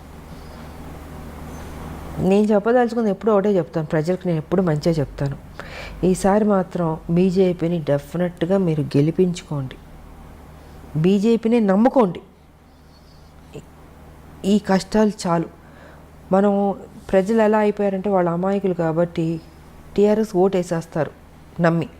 ఓటు వేసిన తర్వాత అయ్యో నాకు ఇది రాలేదు, అది రాలేదు, ఇది చేశారు, అది చేశారు, ఇవన్నీ ఎందుకు? మీ కేసీఆర్ ఆయన పార్టీ ఏం మోసం చేస్తుందో మీకు అందరికీ తెలుసు. సో తెలుసు కాబట్టి ఇంక ఓటు వేయకండి. వేసి బాధపడ్డం ఎందుకు? వేయకుండా తప్పించుకుని బీజేపీని గెలిపించుకుని ఈసారి బీజేపీని అధికారంలో తెచ్చుకోండి. ఇవాళ చూడండి, వర్షం వస్తే మొత్తం ఒక సముద్రంలా ఉంది. హైదరాబాద్ మొత్తం సముద్రంలా ఉంది. బోట్లు వేసుకెళ్ళచ్చు మనం. అదే చెప్తున్నాను, రోడ్లు బాగాలే, డ్రైనేజ్ సిస్టమ్ బాగాలేదు, మొత్తం చెరువులు కబ్జా అయిపోయింది. వాటర్ ఎక్కడికి వెళ్తుంది? మీరు వరంగల్ తీసుకున్నా, ఏ జిల్లా తీసుకున్నా ఇదే పరిస్థితి. ఇంతకుముందు నేను ఎప్పుడు చూడలే హైదరాబాద్ ఇలాగా, ఇంత దారుణమైన పరిస్థితి నేను చూడలే. హారబుల్గా ఉంది. అక్కడ నివసిస్తున్న ప్రజలు కూడా భయపడి వణికిపోతున్నారు. వర్షం రాకుండా ఉంటే చాలా దేవుడు అని ఫీల్ అవుతున్నారు. వచ్చిందని మునిగిపోతున్నాయి ఇళ్ళు. మ్యాన్ హోల్స్లో వెళ్ళిపోతున్నాను. నువ్వు మ్యాన్ హోల్స్లో ఎందుకు ఆ సేఫ్టీ తీసుకోవట్లేదు? వర్షాకాలం అని తెలియదా? ఎందుకు తీసుకోవట్లేదు? కేర్లెస్గా ఎందుకు ఉంటున్నారు? చనిపోతున్నారు. బాడీ ఎక్కడికి వెళ్తుంది, ఎప్పుడు దొరుకుతుందో తెలియదు. సో ఇవన్నీ చాలా ఉన్నాయి మాట్లాడాలంటే, అది పెద్ద సబ్జెక్టు. నేను ఒకటే చెప్తాను ప్రజల్ని, తెలంగాణ ప్రజల్ని, దయచేసి ఇంకా ఈ రాక్షస పరిపాలన మాత్రం మర్చిపోండి టీఆర్ఎస్ని. ఇంకా టీఆర్ఎస్, కాంగ్రెస్, ఎంఐఎం వీళ్ళందరూ ఒకటి. ఇంకెవరన్నా వచ్చినా కూడా ఆయన తీసుకుంటాడు. ఈ డ్రామాలో ఒక డ్రామా ఉంటుంది. కాబట్టి ఇప్పుడైనా మేలుకుని తెలంగాణని కాపాడుకోవాల్సిన బాధ్యత ఇంకా ప్రజలదే ఉంది. సో ఏదైనా ఏ పార్టీకి వేద్దాం అనుకుంటే ఇంక బీజేపీ ఉంది. మీరు ఆలోచించుకోండి. బీజేపీకి ఎప్పుడూ ఇవ్వలేదు మీరు అవకాశం. మరి బీజేపీకి ఇంతకుముందు మీరు ఇచ్చి సరిగా పరిపాలన చేయకపోతే మీరు తిట్టచ్చు. ఇంతవరకు రాలేదు, ఇవ్వలేదు. సో ఇప్పుడు మీరు ఇవ్వండి, ఇచ్చి చూడండి, చూసి బెటర్ అవుతుంది అనేది నా అభిప్రాయం. ఇంత వరస్ట్గా మాత్రం ఉండదు. ఇక్కడ ఎవడు అమ్ముడిపోయేవాడు ఉండడు, ప్యాకేజీలు మాట్లాడుకునేవాడు ఎవడు ఉంటాడు బీజేపీలో? ఒక డిసిప్లిన్ ఉండే. ఎందుకంటే నరేంద్ర మోడీ గారు ఉన్నారు, అమిత్ షా గారు ఉన్నారు, నడ్డా గారు ఉన్నారు, మా పార్టీ టీమ్ వర్క్గా ఉంది, అన్నీ బాగుంటుంది అన్నది నా అభిప్రాయం. కానీ కరెక్ట్ డిసిషన్ తీసుకోండి ఇప్పటికైనా అన్నది నేను చెప్పదలుచుకుంది. ఈరోజు మీకు ఇంత గుర్తింపు వచ్చిన, రాజకీయాల్లో ఇంత మంచి పొజిషన్లో ఉన్న, మీ పర్సనల్ లైఫ్లో ఇంత గొప్ప స్థాయిలో ఉన్న ఒక లేడీ అమితాబ్గా ఎదిగిన, దీని అంతటికీ కారణం ఎవరు? మీకు రుణపడి ఉన్నారు సోన్స్ వాళ్ళకి నేను ఈ సందర్భంగా కృతజ్ఞతలు తెలుపుకోవాలి అంటే ఎవరికి చెప్తారు? దేవుడు, ప్రజలు, అంతే కదా. ఇందాక మీరు అన్నారు ఇంటర్వ్యూలో, ఇంత మంచి మంచి సినిమాలు పడిందంటే ఎంత గొప్ప విషయం, అసలు రేర్ కదా. మరి ఎవరిచ్చారు అది? దేవుడు. ఇవాళ తెలంగాణకి నన్ను తీసుకొచ్చింది దేవుడు, నన్ను నడిపించింది దేవుడు, పార్లమెంట్లో కొట్లాడేట శక్తి ఇచ్చింది దేవుడు, నాకు సపోర్ట్ చేసింది ప్రజలు, సినిమాలో కానీ పాలిటిక్స్లో కానీ. సో నేను దేవుడికి ప్రజలకి థ్యాంక్స్ చెప్పుకోదలుచుకున్నాను. నిజంగా ma'am, such a great journey. Actually మీరు ప్రత్యక్ష రాజకీయాల్లో ఎప్పట్లాగానే ఇంకా యాక్టివ్గా ముందుకు వచ్చి ప్రజల సమస్యలు మీ వరకు ఇంకా యాక్టివ్ అంటే మనం ఏదో ఇప్పుడు యుద్ధాలు చేసుకుని యాక్టివ్గా ఉండదు, ఆటోమేటిక్గా వచ్చిన. ఎందుకంటే ఇది ఉద్యమం కాదు కాబట్టి మనం చేయాల్సిన డ్యూటీ మనం చేస్తూ పార్టీని స్ట్రెంగ్తన్ చేసుకుంటూ, పార్టీ ఏ బాధ్యత ఇచ్చినా దానికి కరెక్ట్గా మన పబ్లిక్లోకి తీసుకెళ్ళి సక్సెస్ అవుతుంది. It be very wonderful job అవుతుంది, నో డౌట్ అందులో. ఎందుకంటే యాజ్ ఎ విమన్ మీ దగ్గరికి ఎవరు సమస్యతో వచ్చినా ఆ సమస్యను క్లియర్ చేస్తారని పర్సనల్గా చాలామంది చెప్పిన వాళ్ళు ఉన్నారు. ఆ రోజు మీ బర్త్డేకి వచ్చినప్పుడు వాళ్ళందరూ చెప్పింది అదే. సో మీలాంటి వాళ్ళే రాజకీయాల్లోకి వస్తే ఇంకా బాగుంటుంది అనేది మా యాజ్ ఎ విమన్గా నా స్వార్థం కూడా ఉంది నిజంగా. నేనంటే సేవ చేయడమే తప్ప నాకు ఇంకేం ఉంటుంది నా మైండ్లో. నిజం. 24 hours ఇంకా అదే ఉంటుంది నాకు. ఎంత తక్కువ టైం, ఒక 2 hours పడుకుని పని చేయమన్నా చేస్తాను నేను, 24 hours పని చేయమన్నా చేస్తాను. ఎస్, నువ్వు అదే అంటారు అందరూ, నువ్వు పని రాక్షసు అంటారు నన్ను. నాకు పని చేయడం ఇష్టం కాబట్టి, నన్ను ఖాళీగా కూర్చోబెట్టి నాకు నచ్చదు. పని ఇవ్వండి, చేస్తూ ఉంటాను. పని ఇవ్వకపోతే వాళ్ళ తప్పు. ఎస్, పని ఇస్తే నా స్థాయి ఎంతవరకు నేను పని చేయాలో అంతవరకు నేను పని చేస్తాను, అంతే. ఎస్, మీరు నా ప్రజలు బాగుంటే ఇంకా అంతకంటే నాకు కావాల్సింది ఏమీ లేదు. నిజం. మీ చేతిలోకి తొందరలో అధికార పార్టీ అనండి, తెలంగాణలో మీ చేతికి అధికార పగ్గాలు రావాలని చెప్పి మనస్ఫూర్తిగా యాజ్ ఎ విమన్గా కోరుకుంటున్నాను. మా బీజేపీకి అధికారం వస్తే డెఫినెట్గా మంచి చేస్తుంది. Thank you ma'am.